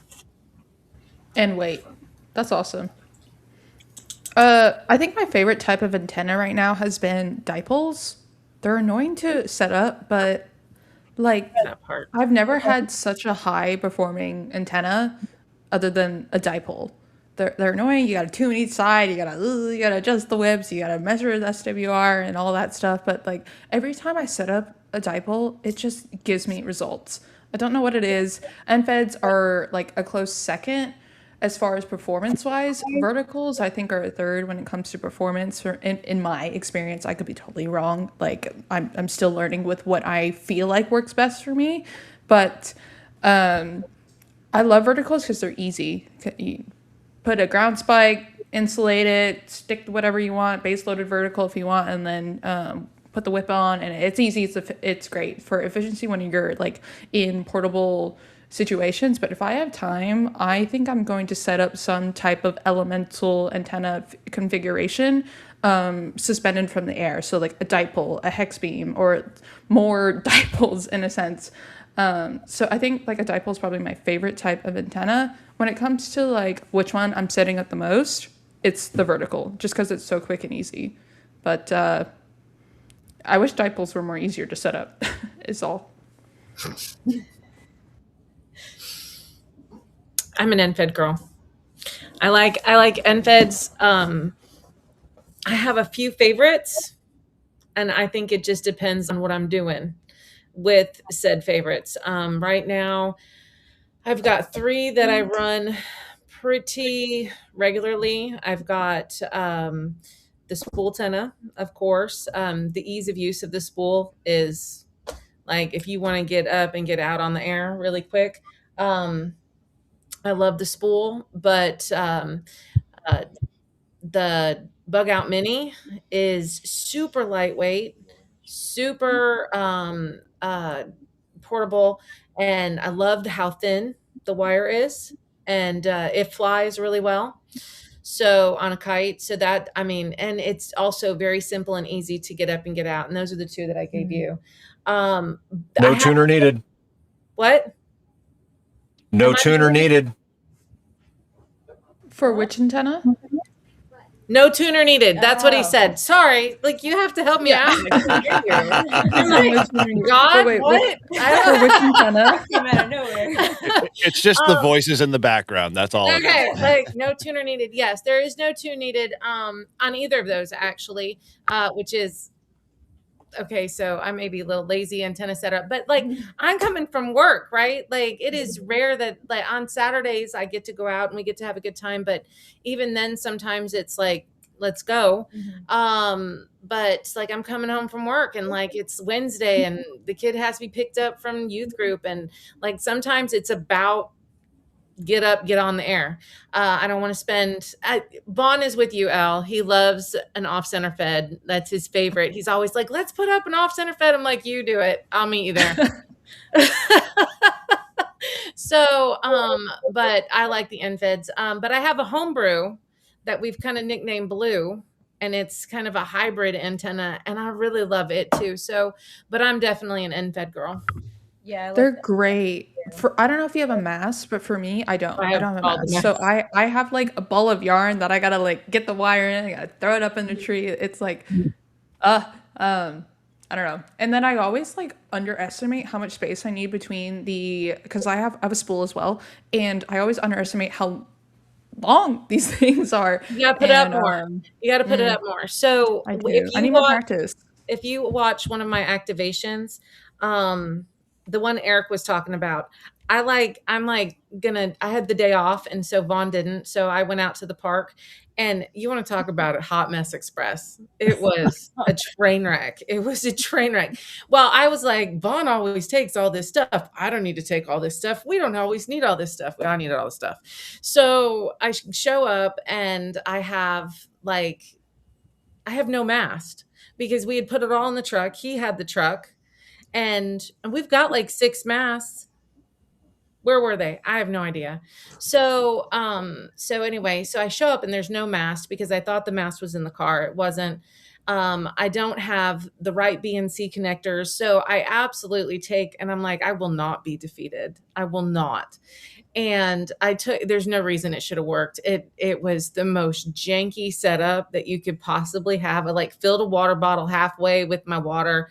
I tied a hair tie around the end of the spool antenna. I threw it and it was an epic fail throw. Like I threw like a girl and I mean it like that. Like it was like 6 feet in the air.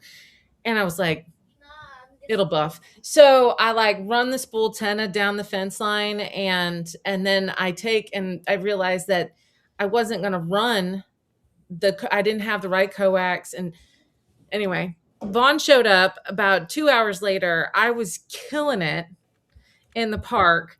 And like, I was yelling at them, like, you guys got to stop calling me because I have to go. Vaughn's going to kill me. It's dark. I'm in the park by myself. And like, he's in the chat going, I'm on the way. And they're like, keep going. It was great. Dude, you're okay. From my perspective, you were a trooper on that whole entire thing. Oh, You it was a literally, hot mess. you powered through that. You know, half the people are like, "We can't hear you on the radio," and you're like, "Hold on a sec, let me fix all the buttons." And you powered Like, through and you just made it. breathe. I'm having a good time. Yeah, good. Yeah. Awesome. Yeah. Now- Oh yeah, that was the one where. Okay, so that was the one. So our radio was on the one on display for Hamcation, our Mark II. There's a whole thing. They needed a radio, and they didn't have a Mark II to show on the floor, and so we had brought ours because it goes everywhere with me. But when I got it back, I didn't look to see if the radio was in digital mode in any kind of modes or whatever. So I don't play with digital mode. I don't know anything about digital. And so it took me a hot minute to figure out what was going on. It was a whole thing. When in doubt with, like, was it because you weren't transmitting? Like you were put on the phone and you couldn't key up? No, it was, but there was a delay. It was, Oh. I don't even know. Sorry. Yes. It's my dog. The manager. So, yeah, when in doubt, like, do you know what ended up happening?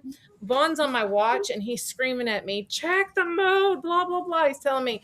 I actually went on the chat and I was like, all right, y'all, this is what it looks like. Here's my radio. Fix it. Like, what do I do? And so they walked me through it. Fix They it. actually talked me through it. And it was great. Now I know. Next time I'll send you a bill. But anyway. There. Labor Yeah. costs. You know, Live and tech support.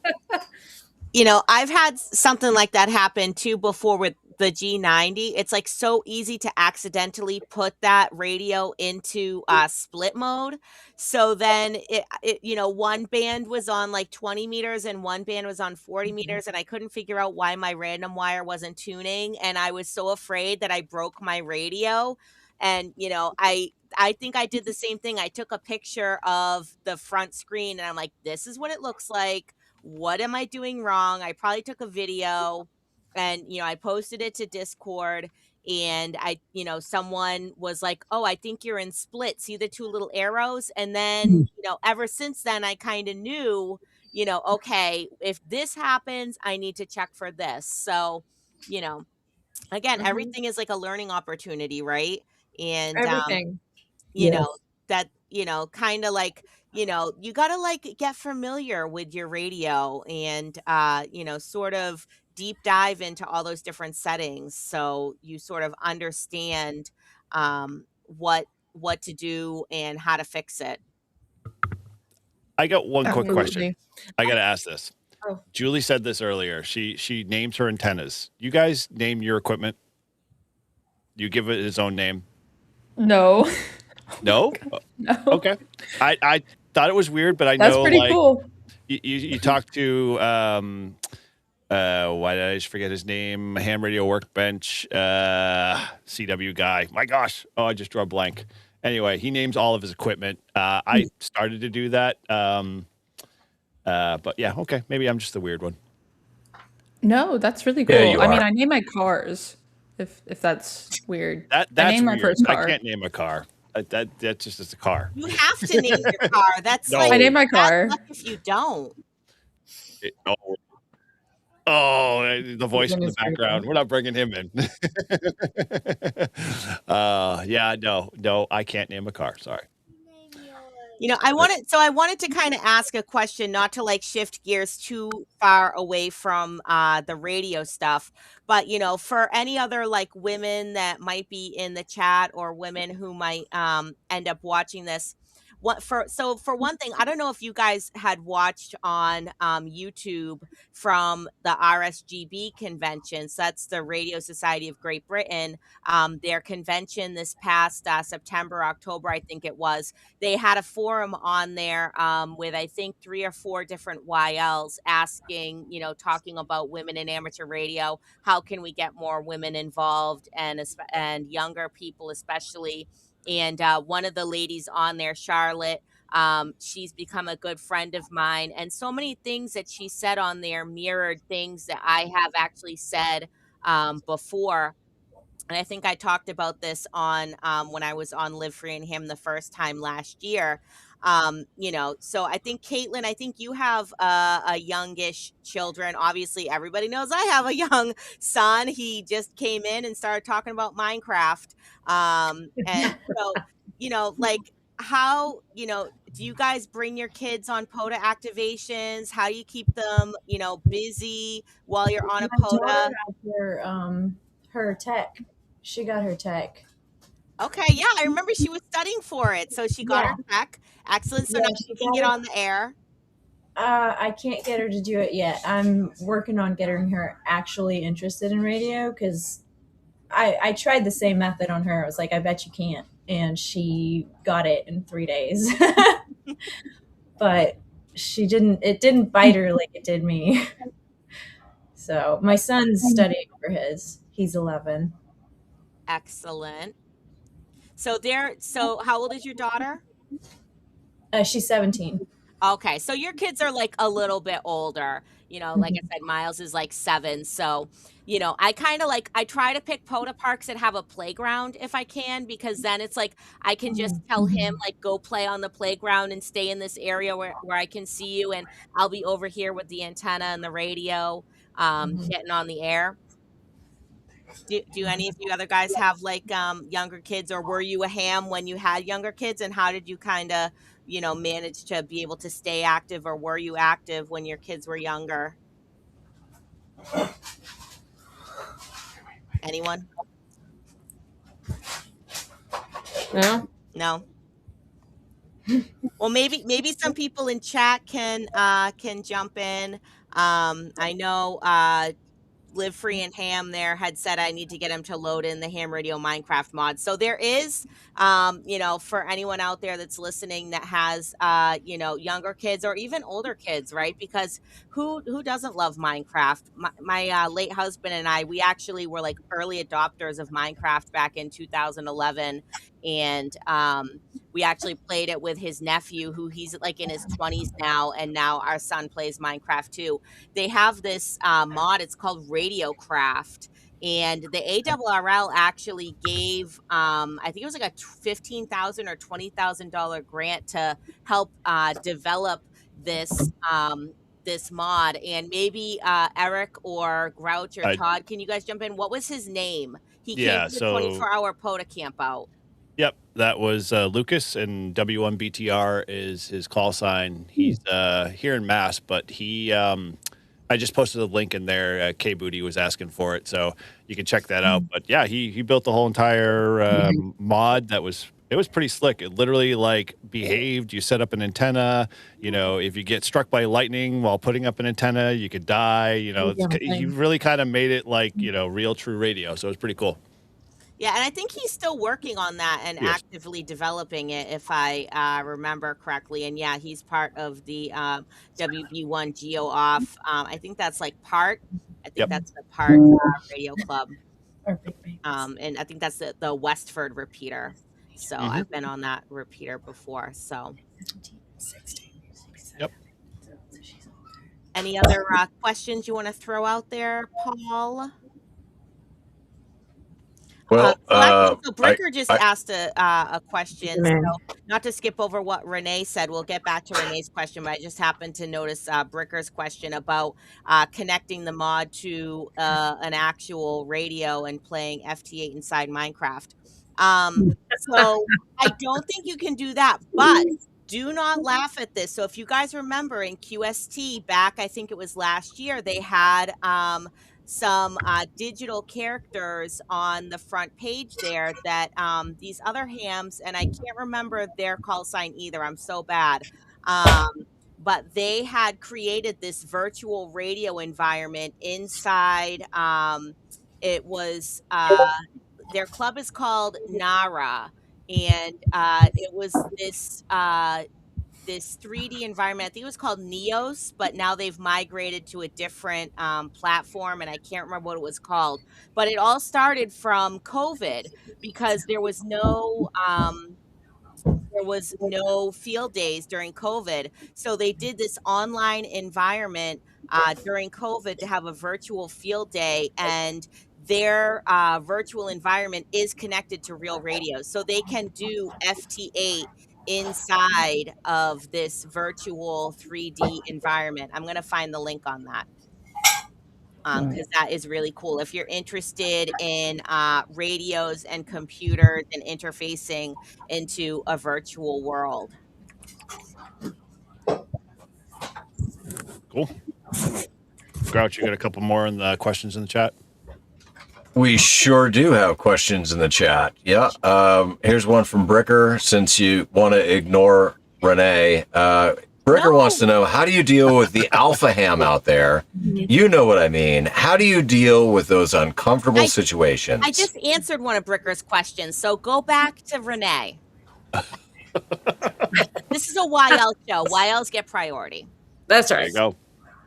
Okay, Renee wants to know, what do you think the team, that's you, can do to get more women in ham radio, since we only represent 12 to 15% of the licenses? I've told Renee this. I'm working on it. I'm bedazzling as much as I can. I don't know.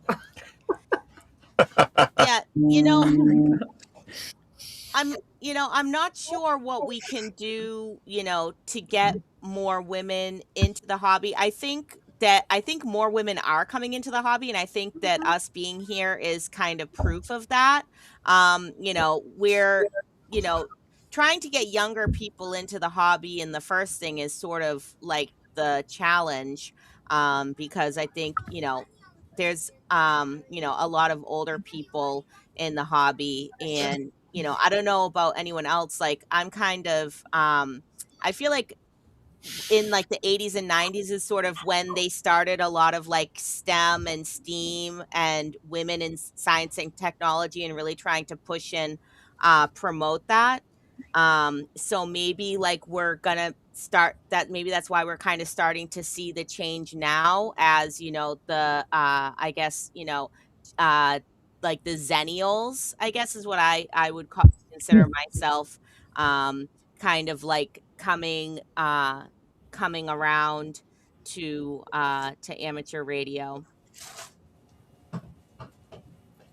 I think I think of amateur radio as kind of being like a sandbox. You get a license, you've got a boatload of privileges that let you do things that are only limited by the law and your imagination. And the law part is real easy, just stay within the regs. And now it's just your imagination to figure out what to do. So to me, emphasizing that aspect would be attractive to people who are interested in the sciences, in the STEM sort of studies, and you read all the time about people who go on career wise in STEM, and many of them have amateur radio in their background. A friend of mine that some of you may know, K2JB Dean, has a tagline with his email: ham radio. It's not rocket science, but it's a favorite hobby of rocket scientists. So I think we can bring in some women that way, and then maybe tie it in also with the more recent maker community. Again, these are people that are using various tools to literally create things. I think a lot of that is present to this day in amateur radio, even though a lot of us buy commercial off-the-shelf radios and antennas. There's still a tinkering aspect.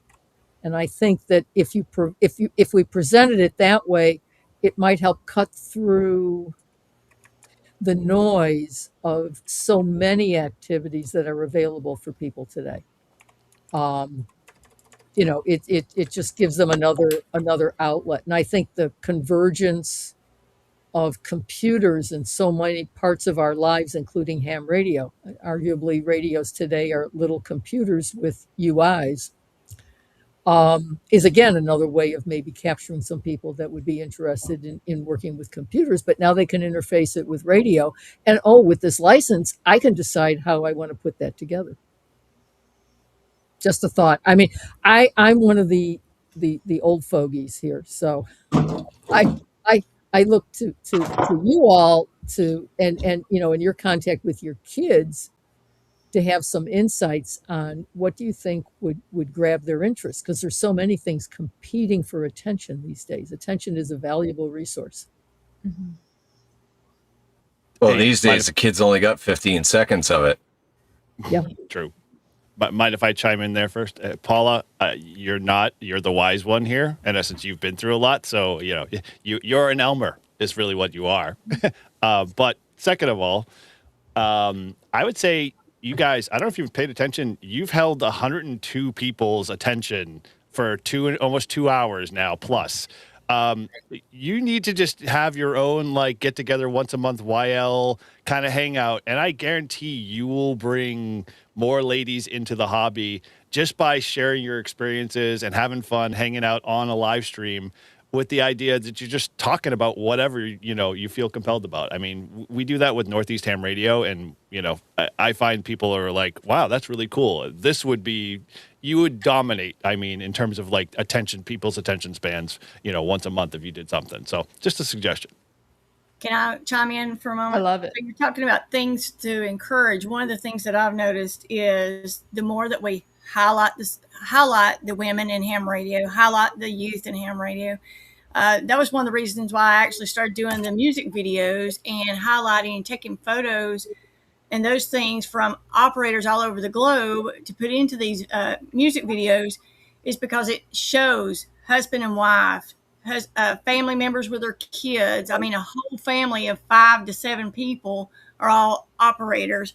So the more that you put out there promoting the good, the different things that you do, whether it's YouTube, Instagram, heck, every time we go activate, I'm taking pictures, I'm bringing that back, I'm putting it all over my personal page as well as our club stuff.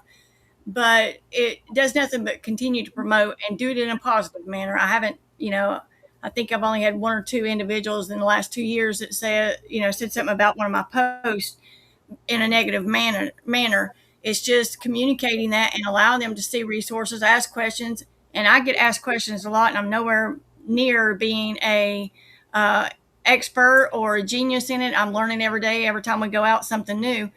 But when they ask questions, if I can't get the answer or I don't know it right off the bat, I'm going to get that and get it back to you, especially the new folks that have no idea what ham radio is. I was the same way when I started, had not a clue, got my license and sit on it for a year because I really didn't know what to do with it. Once I got it, less than 3 months to get up to extra, but I was like, I want on the radio. So it's sharing that information and the willingness to do so. So that's just my 2 cents. All right, can I ask a quick question here because this came up just with your comments? So, who wrote and who sang the opening song?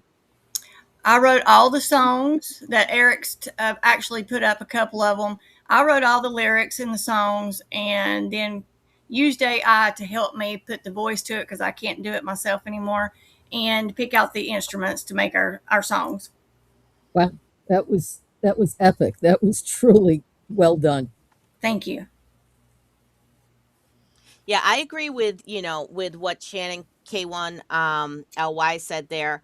As far as, I think the more visible we are, so both on and offline, right? Like, how many times have you guys been out on, a POTA or maybe even a SOTA, and, someone has happened upon you doing amateur radio and they have no idea what you're doing, or they ask if it's CB, or maybe they know and they're like, hey, my dad was an amateur radio operator, my granddad was an amateur operator, and it kind of like gets them reinterested in it. That happened to me, actually. The most times it ever happened, I was at this random park. It's called Willowdale State Forest, and I guess it's sort of on a main road in Ipswich, I think it is, so that's probably why this happened at least 2 or 3 times.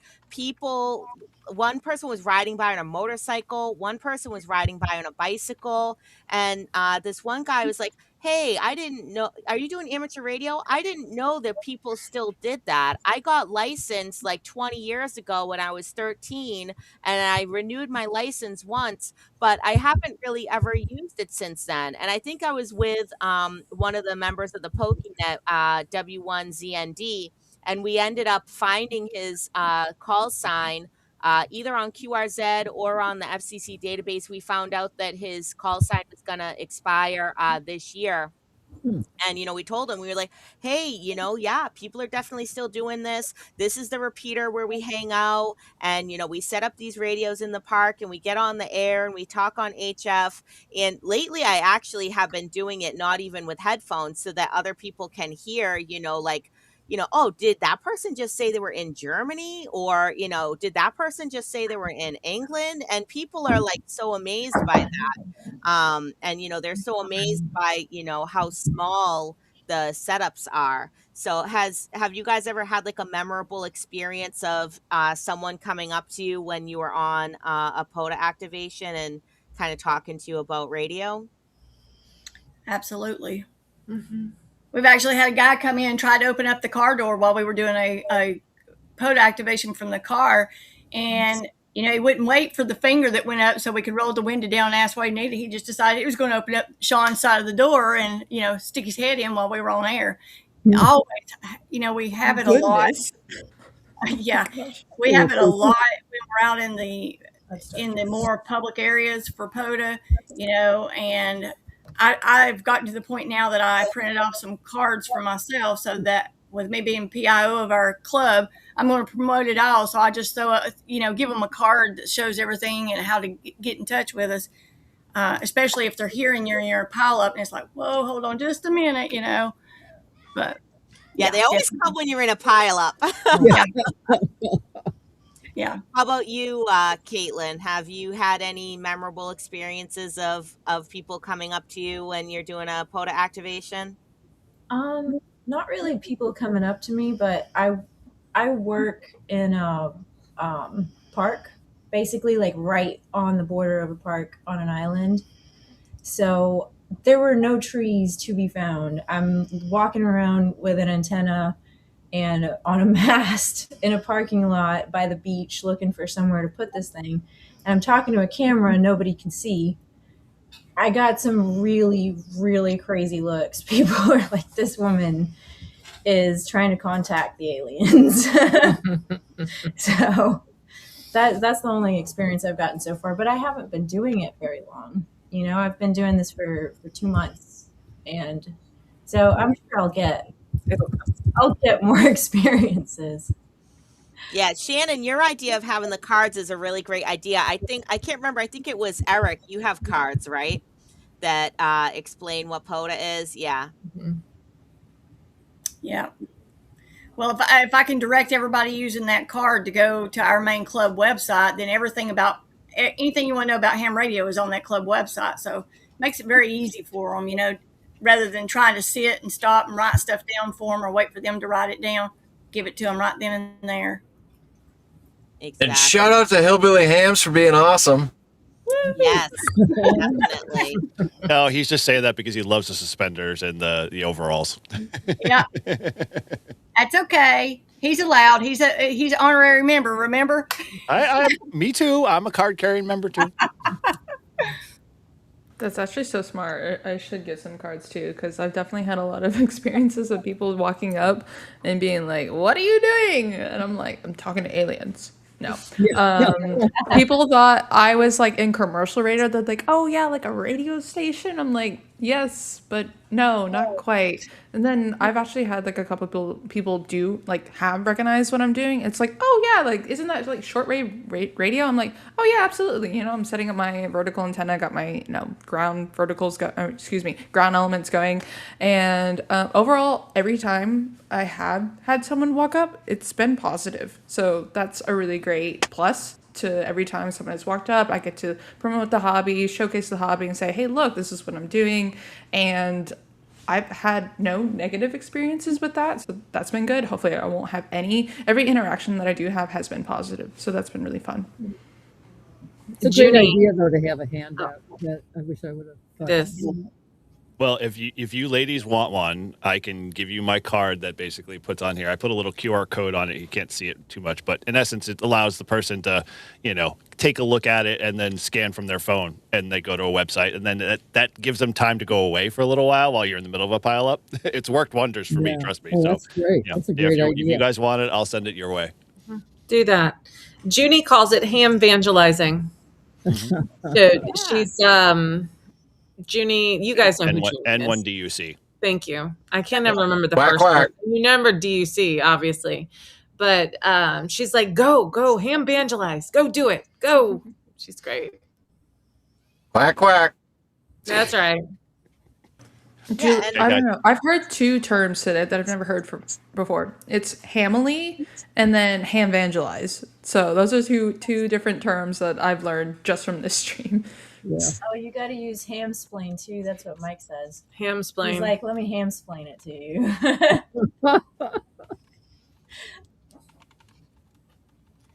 That's funny. How about you, Amy? Have you had anyone come up to you while you're on a SOTA?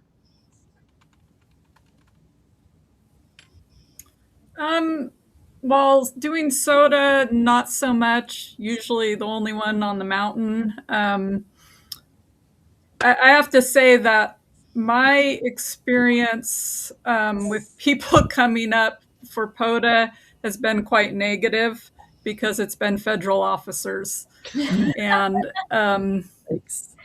where there's a misinterpretation of law in some ways, and like technically, um, at least around here, radio isn't really allowed in the wildlife refuges. It's not a human use of the wildlife refuges, which I discovered while operating. And I've had, um,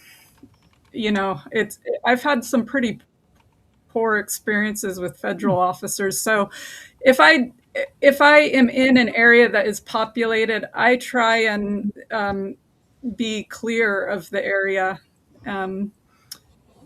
Just because of those issues, you never know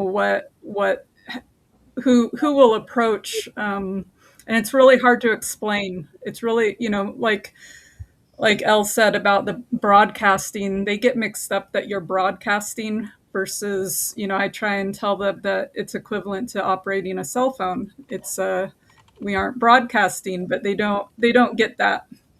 But back to like trying to get more youth and women in radio, I think the key is that you can't force somebody to like something, but there's so many avenues in radio that I think that you can, be an example. If there's people that you are friends with that enjoy some of the same things, like the hiking or whatnot,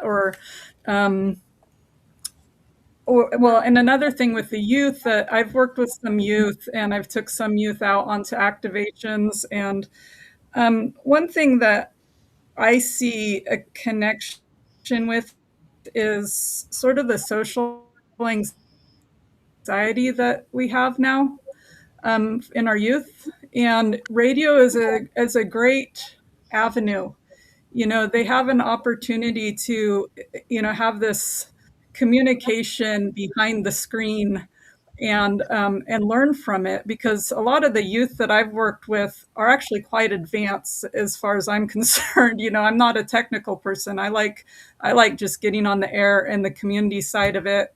And that's kind of the neat thing with radio also, is that you can have a 12-year-old that you're learning from who just got licensed, and even if you've been licensed for 50 years, I mean, that's the beauty of ham radio.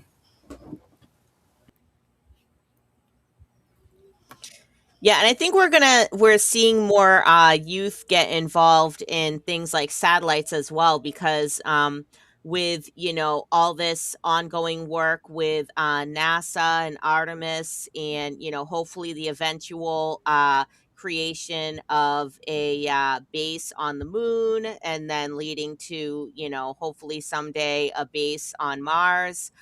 The way that we're going to communicate with those astronauts is through amateur radio, right? Or through radio, not necessarily on the amateur portion of the bands, but the way that we're going to learn more about how to communicate using radio, using satellites, is by practicing in the amateur space. So I've noticed a lot more, people, and especially like younger hams, right? And by younger hams, I mean like people that are my age, 40 years old or younger, getting more involved in satellite work, and things like Aries, amateur radio on the International Space Station.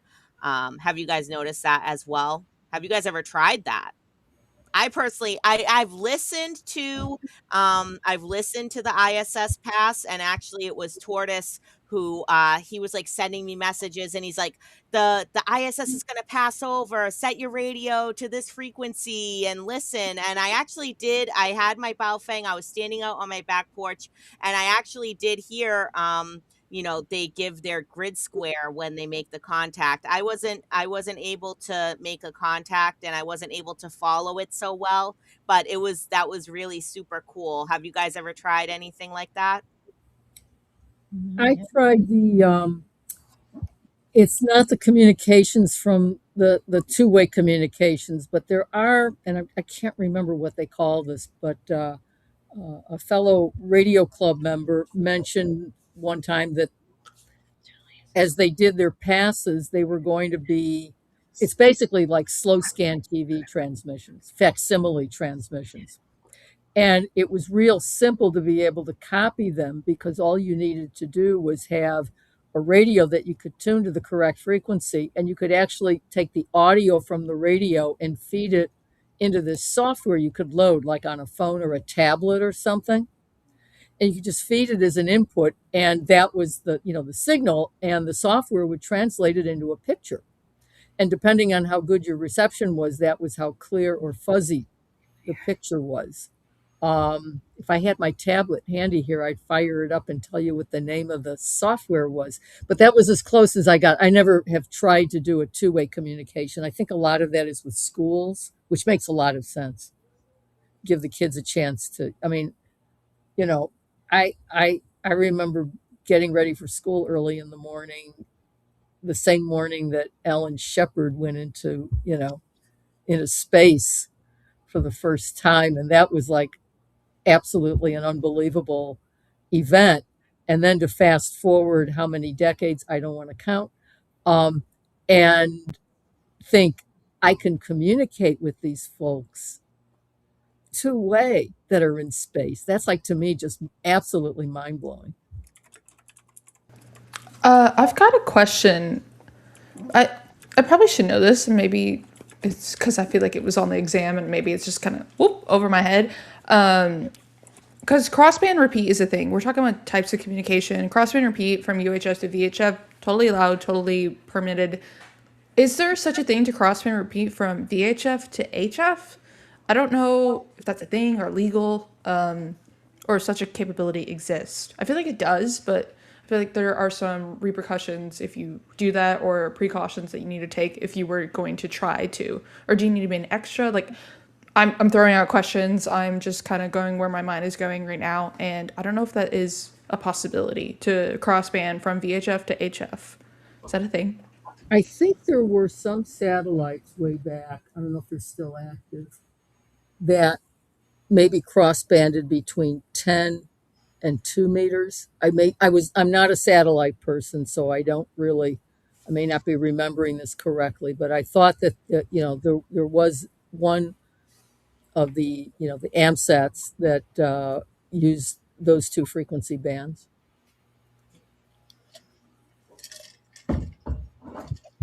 Someone said no, you would need an extra. Okay. So it sounds like I need to get an extra. I don't think it's an extra thing. I don't think there's the technology quite there, because you have to have transverters to convert like HF to VHF, UHF, but I don't know if there's a way to go back the other way. I don't think it's a licensing thing. I think it's just a technical thing right now, the way I understand it. Yeah.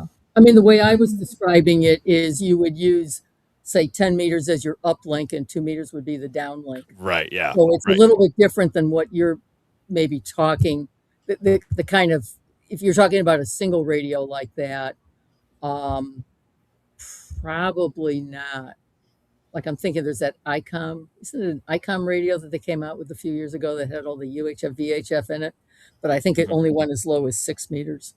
Yeah, I don't think there's actually nothing radio wise. You'd have to build your own Yeah, radio pretty much to be able to do it, because it's Right. So very I different. can't be on 2 meters and be transmitting on 10.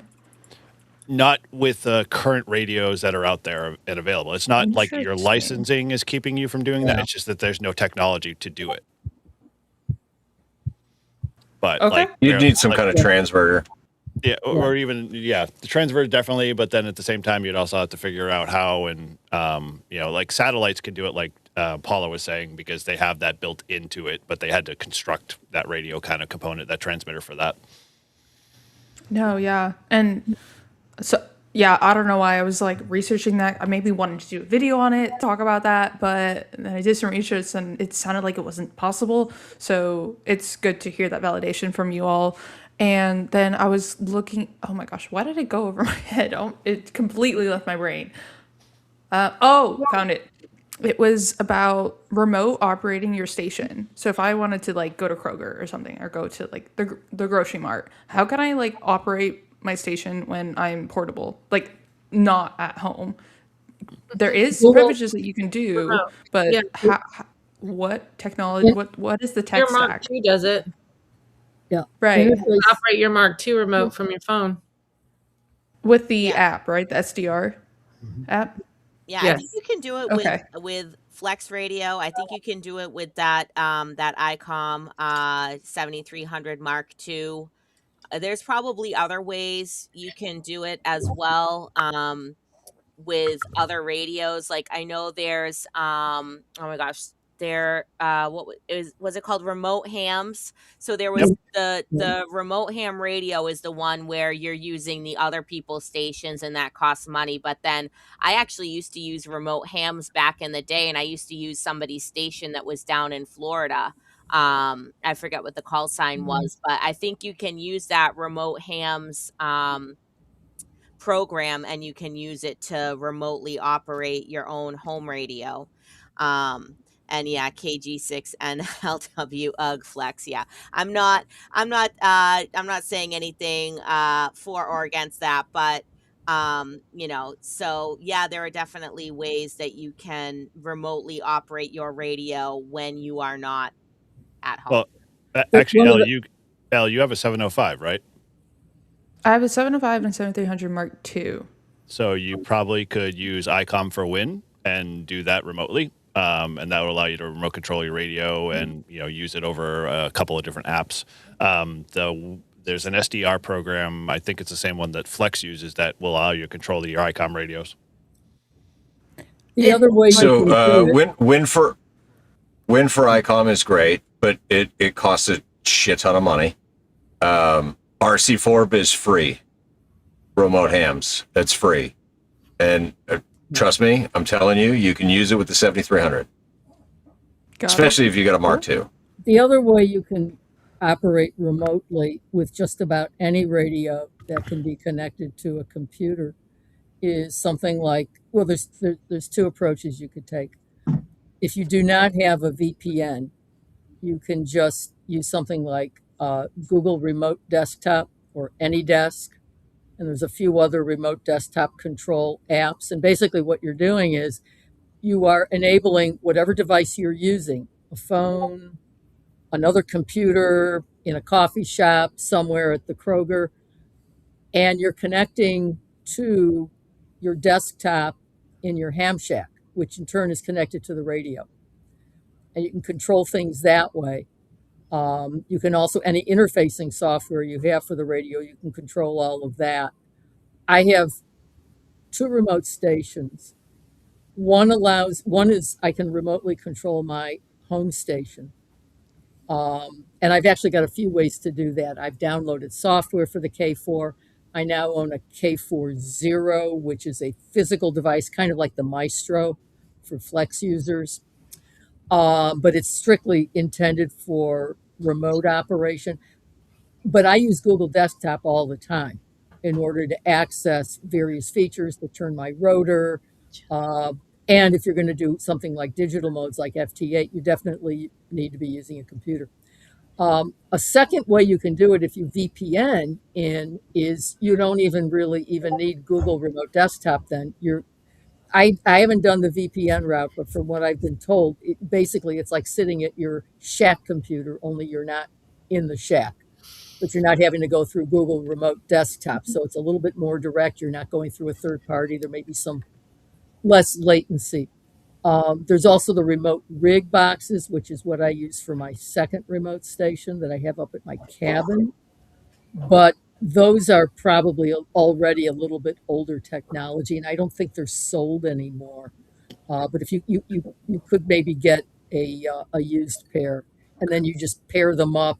There's specific ways to pair them up with certain radios, generally those that have remote control heads that you can remove from the guts of the radio. But the Google Paula, Desktop thing is you can do that almost with anything.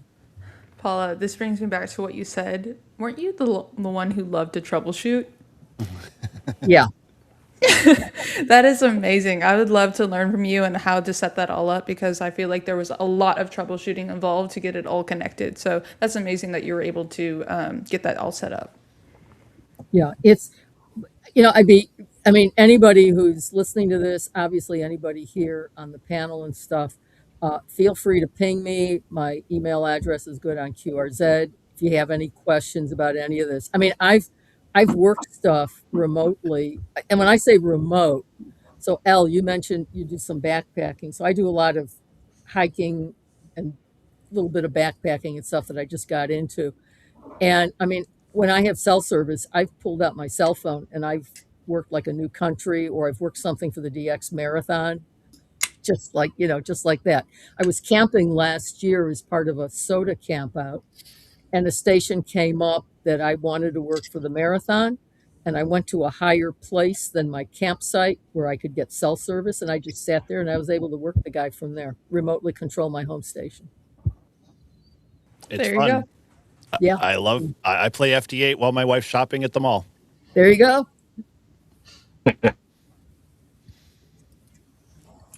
Yeah, and there's lots of great resources out there on different ways to do remote. Have fun with it, explore, go down that rabbit hole, and you'll learn a lot. Yeah, it's much different than it was even 5 years ago. There are so many more options available, and people have better and better access to higher speed internet connections too, which makes a big difference.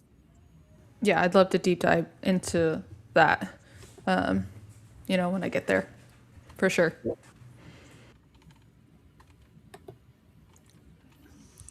All right, we had another question actually, and I thought this was a good question from Josh K4LI. What's something that you guys want to try new in ham radio? And maybe we should ask Paula because you've been a ham for so long. Um, you know, is there something that you haven't tried that you want to try? Um, I have tried this unsuccessfully, and I never could quite figure out what I did wrong. I think I need my own Elmer for this to work with me as I do it and say, "Up, that's the part you missed." I tried working the FM satellites. I bought what is it, the Kenwood D72, the radio that is the HT that's already set up, really ideally for satellite work like that, where it's I can't. I'm drawing a blank now. It's a common term for what I was trying to do with duplex, I think. Anyway, and I just was unsuccessful. I practiced tracking the satellite on receive only with an array antenna. I bought one of those arrow antennas at Dayton one year, and was able to successfully track to copy as the satellite passed in the sky. But when it came to transmitting, I could not acquire the satellite to save me, and I was so frustrated. So that's probably on my list. I need to get back to it. Well, I'll say that I'm going to be doing CW. Been practicing that on and off, but we have the trainers, and we're both lifetime members with the Long Island CW Club. But I think my big thing is going to be trying to get back into some digital modes here at the house for when I can't go out and operate from the park. But I think it's all good. Anytime you're playing radio, it's good. Yep, I agree. Amy, is there anything that you haven't tried that you want to try in ham radio? I do feel like it's very easy to get comfortable, right? We all kind of like get into our grooves of like our favorite ways of activating, and I don't know like if that's necessarily a good thing or a bad thing, right? Like should we push ourselves more to try something new, or is it okay to just kind of like stick with what you know? I don't know if there is a right or wrong answer on that.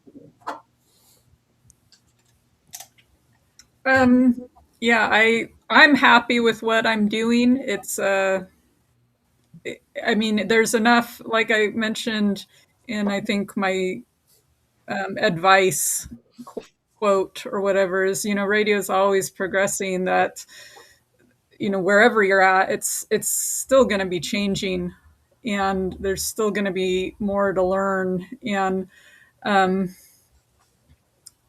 with SOTA, for me, it's what I need. It's what I like to do, and the neat thing about SOTA is there's just a way to set so many different personal goals and keep on working at it. It's not. I don't find there to be a whole lot of repetition, because you're always just kind of changing your goalpost and or finding something new. I don't know. I guess, I've had it on the back burner of getting some tower up, but I've moved a couple times, so it's kind of, I'm always reluctant to make that step.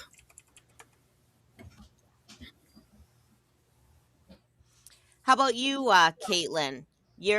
Since you're probably the newest person here, and like almost everything is new to you, right? Like maybe what is something that you're excited to try that you haven't tried yet? I think my next thing that I'm going to try is FT8 and then CW. I've got to try. Mike made me a key. He 3D printed me a key. So now I have to learn CW. So I have no more excuses. Yeah, Yep. that's definitely I have all the excuses. You have all the excuses because, It does look fun, the dits and das and all of that. Yeah, for me, definitely learning CW is sort of like a long-ish term goal. I right now, because I'm planning this trip to England for the summer, I want to get my UK license upgraded all the way to full, so I don't have to worry about studying for that anymore, and get the the Harmonized Amateur Radio Exam Certificate. So get that out of the way. And then, like, I won't have anything else to study for. So then I won't have any excuse to not study the CW. And, even with CW, right? Like, you just have to start somewhere. And I know when I was actually studying it every day, I have, my friends that are part of my Adventures in Wonderland Discord. So if you live in Wonderland, then come join us over in the Adventures in Wonderland Discord as well. And if you're not a member of the Live Free and Ham Discord, make sure you join the Live Free and Ham Discord. But they're basically like, if you can do your call sign and if you can send a signal report, then just make a contact with me on the radio on CW. And I'm like, no, that's so cheating, because, they're like, can you recognize your own call sign? I'm like, I don't know, maybe. You might have to send it to me a lot of times. But I guess, like, everybody does have to start somewhere with that, right? And I guess it seems like they, all they do is know how to send POTA exchanges. I don't think they're rag chewing on CW, but as you just have to start somewhere with that, What, I think. what was your incentive to seek a UK license? So Is a traitor. I mean, that's Oh my God. that's intriguing. Here we go. So the real reason it started out that I had the opportunity to use a remote radio that was located in the UK, and the reciprocal licensing, like, I have an extra, so I could go to England and I could use my extra class license if I was physically in England. That does not translate to remote operation. So in order to be able to remotely operate, I had to have a UK call sign. So back in, it was like March or April, I started studying for the UK Foundation. I used the Essex Ham website to help me with that, which it was, the foundation was very easy, at least to me, because I had already been operating as a US extra for, like 4 years or 5 years at that point. So the main thing that I had to learn there was, the specific UK rules and regulations and terminology that they use.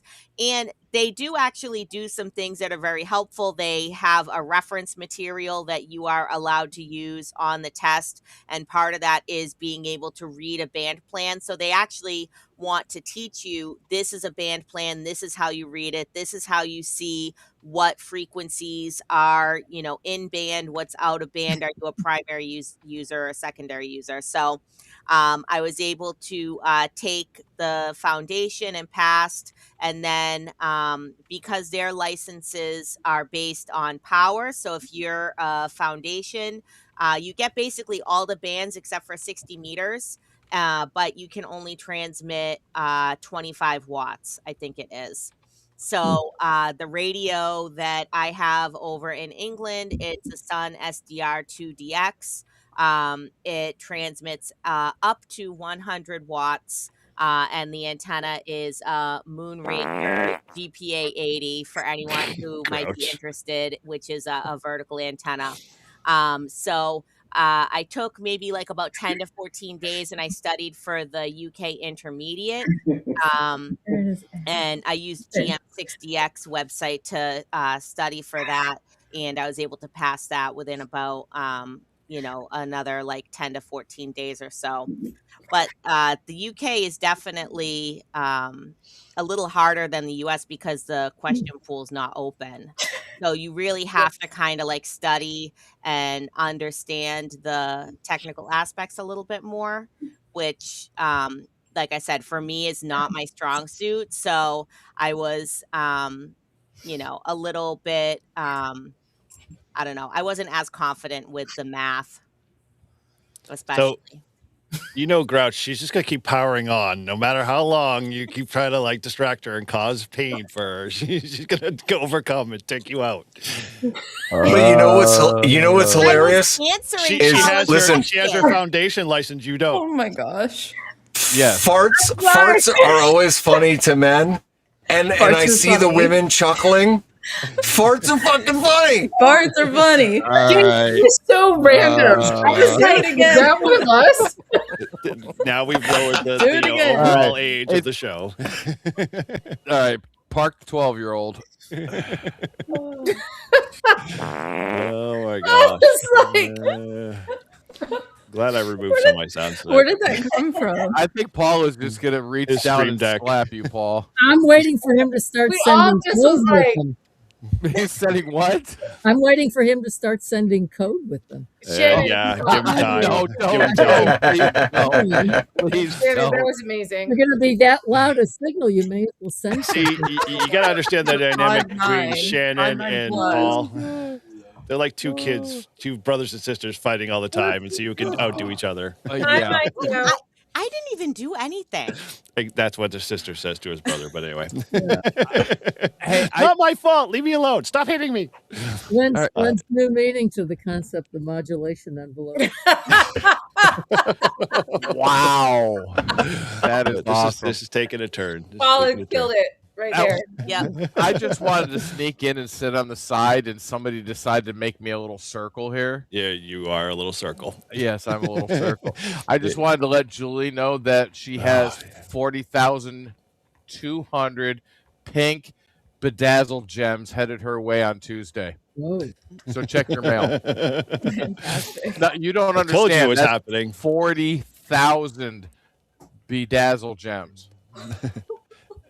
And Let's a go. giant bag of glitter. Yeah, the giant bag of glitter. Damn it, I forgot the glitter. I'm sure you got that for You free. guys are gonna get a straight up short of me just bedazzling Vaughn while he's asleep. Oh, dude, Or that I will will pay that is money. content gold. I will pay. I'll throw 20 on money. that. I will become a permanent lifetime member if that happens. I will pay Oh, money. it's done God now. bless. Now you Okay. listen. If you put a price tag on it, it'll be done. Oh, very cool. Oh, well, ladies, you have like exceeded the all-time records. I mean, by all standards, this is a 3-hour show, and you know We're up to 91 now. you guys have been holding strong at 100 viewers. It's been awesome. I am totally blown away. Which basically, I don't know if you guys paid attention in the chat. I had a poll, and the poll basically resounding 38 people all said yes. You all need to do at least a once a month live stream. You know, YL only. You know, maybe invite the guys on if you feel so implied. Not with these jokers. Yeah, I'm not. here. I'm not letting Farty McFark fart face. Exactly. So, you know, I'm going to throw out to you guys. Any last words you want to throw out there? You know, obviously it's awesome. I'm super excited to hear a lot more YLs on the air this weekend. You know, and so any last, you know, bit of advice or anything you guys want to kind of just summarize tonight with? Leave it to. Or have you said enough? No. Somebody else start because I will, and it's, you know, I'll take over. So what else y'all got going on? I will go ahead and say that if you're going to do radio and you've been, you know, for whatever reason have mic fried or whatever you want to call it and get on there, just get out, have fun, POTA on, party hardy, as they say, or POTA party it. Just enjoy it. Just enjoy it. Don't make it out into anything other than fun. Don't make it a job. Mm-hmm. Yep. It's accurate. Don't forget that it's supposed to be fun. And go get those pile-ups. That's it. That's it. Listen, pile-ups it's are not hard fun. to get a pile up. You just get out there and start calling CQ, and it's amazing. Mm-hmm. If any of y'all are interested in Meshtastic, I have to throw this out there. On Monday night, K Booty and I got a date. He's gonna. It's straight up. We're gonna. These are all my notes.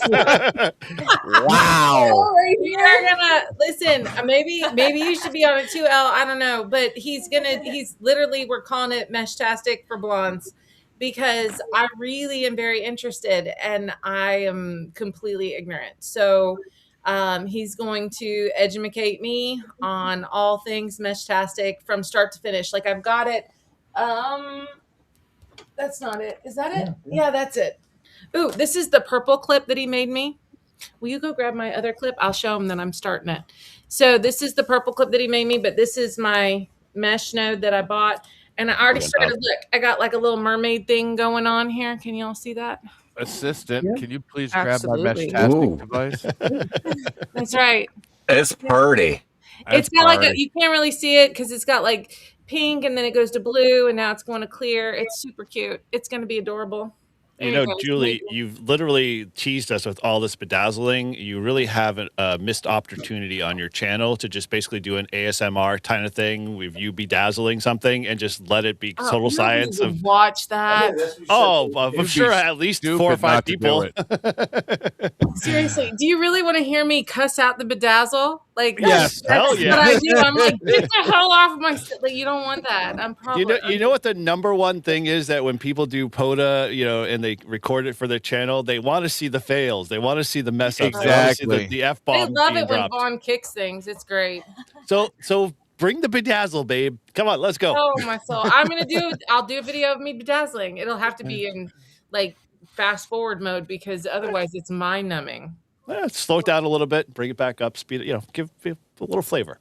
You know what? I actually might want to get in on this mesh-tastic for blondes, although I'm not blonde, and I don't play a blonde on TV. No, But you know, so I had one of those Seed Studio T1000 tracker cards. I still have it. It's attached to my keychain, and it worked great at Hamvention. And then I brought it home, and I took off the special Hamvention software and I put on the regular software and it was working great for the longest time. And then I don't know what happened. It just seemed to stop working.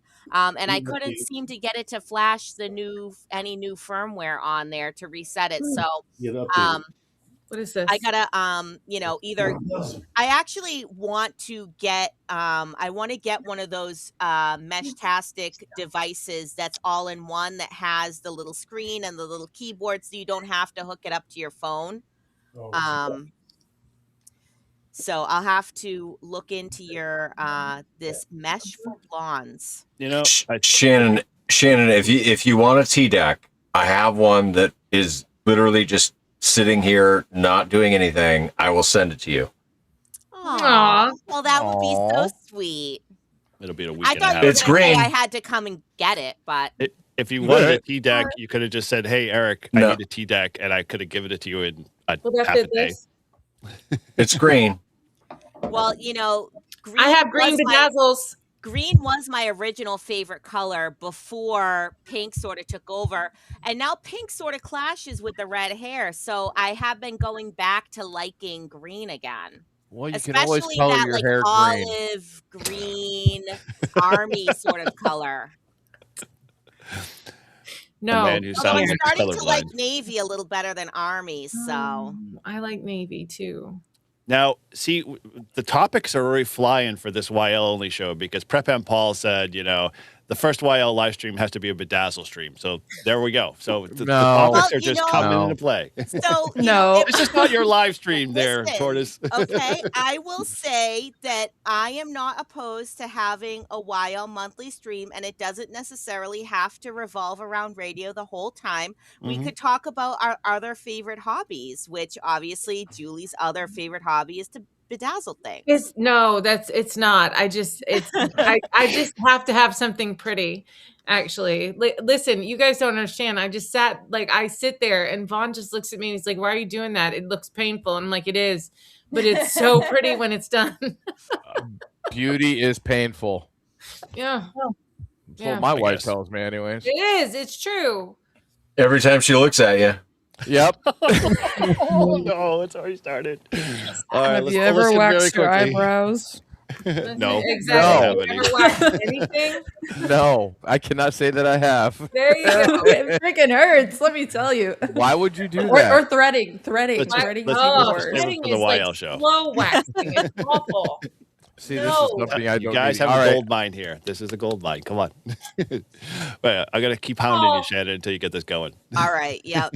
Now I guess right. I will spearhead the YL monthly monthly You've got show. the controls, you've got the tools. Now you can do a YL show. So no problem. Yep. whatever That's you all say, right. boss. Okay. Well, with that, ladies, I thank you guys all for coming to hang out. 3 hours long is awesome. I'm starving now at this point. I haven't had dinner, so I'm definitely going to need to eat before I pass Aw. out. Oh, but that's right. Yeah, You I know. cook. I'm a wussy. You cook. Sorry. Get over it. Yeah. No, you cook. I forgot. You cook. So your I whole do. family is starving at No, they 11 already o'clock ate. at They're night. they're already in bed. They're way beyond that. So I'm the only one I going to pick up the scraps upstairs. So all that being said, ladies, I They're thank you guys lazy, for coming on. How did Tio end up in the middle of us up there? And because he wants I to be wanna, your TO. I want to thank Grouch and Eric for hosting us, and I want to Todd thank was here. everyone and Todd. I mean, Todd was sort of here, sort of not He here. left. Yeah. And Tortoise, whatever's going on over there, I have no idea. But Caitlin and Julie, Shannon, K1LY, Amy, and Paula and Elmarie, thank you guys so much for everything that you guys do in the hobby and for coming on here with us and helping Grouch to kick promote himself off. No. International Women's no, Day and Women in Amateur Radio. And I hope to catch you all guys further down the log and catch you on the air. Yeah, Definitely. Definitely. Absolutely. I was listening. I just know writing. I know I made contact with Elle-Marie before. I know I've made I contact have your with Shannon card. I need to before. send one back. I'm working on designing it, so I have it. Yeah, no worries. Anyways. Very Take that off.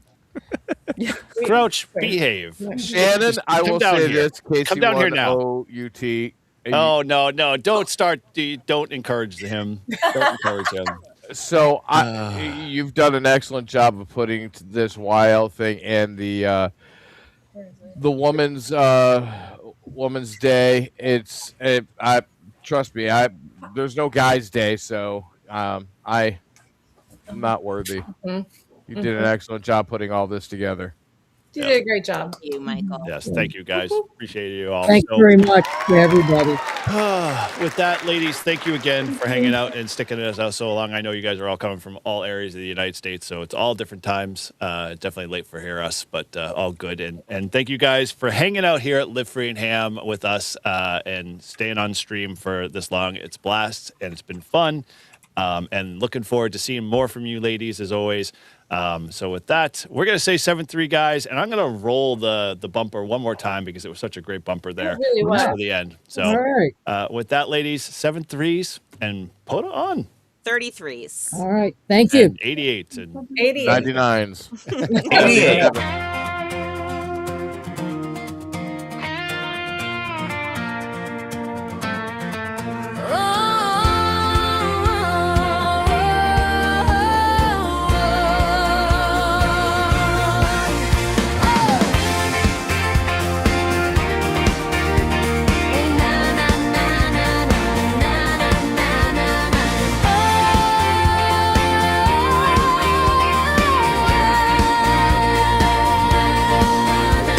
Spin that dial, let's make some noise.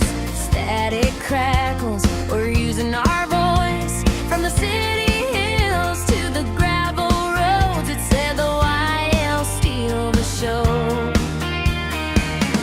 Calling CQ loud and clear, our voices echo far and near. Living on the airwaves, breaking through.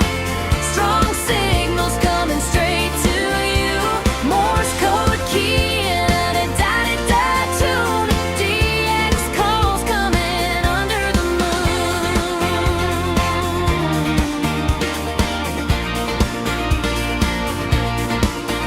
What's the QTH of your backyard shack? Fun playing radio, I'm never turning back. Antennas home that eat strung in the tree, calling CQ from land to sea. Roving the parks, we're on the move. Digital vibes with a humming groove. Sending, receiving signal reports, making ham radio a contact sport. Calling CQ loud and clear, our voices echo far and near. Women on the airwaves breaking through. Strong signals coming straight to you. Morse code key and a da-da-da tune. DX calls coming under the moon. YLs are calling you, CQ Parks on the air. With the mic in hand, we're heard everywhere. Signals bouncing across the atmosphere. Why else we break ground with our radio gear? We're working the YL POTA Party, supporting women wholeheartedly. Competing in contests and club activations. Every day is field day with great propagation. Calling CQ loud and clear, our voices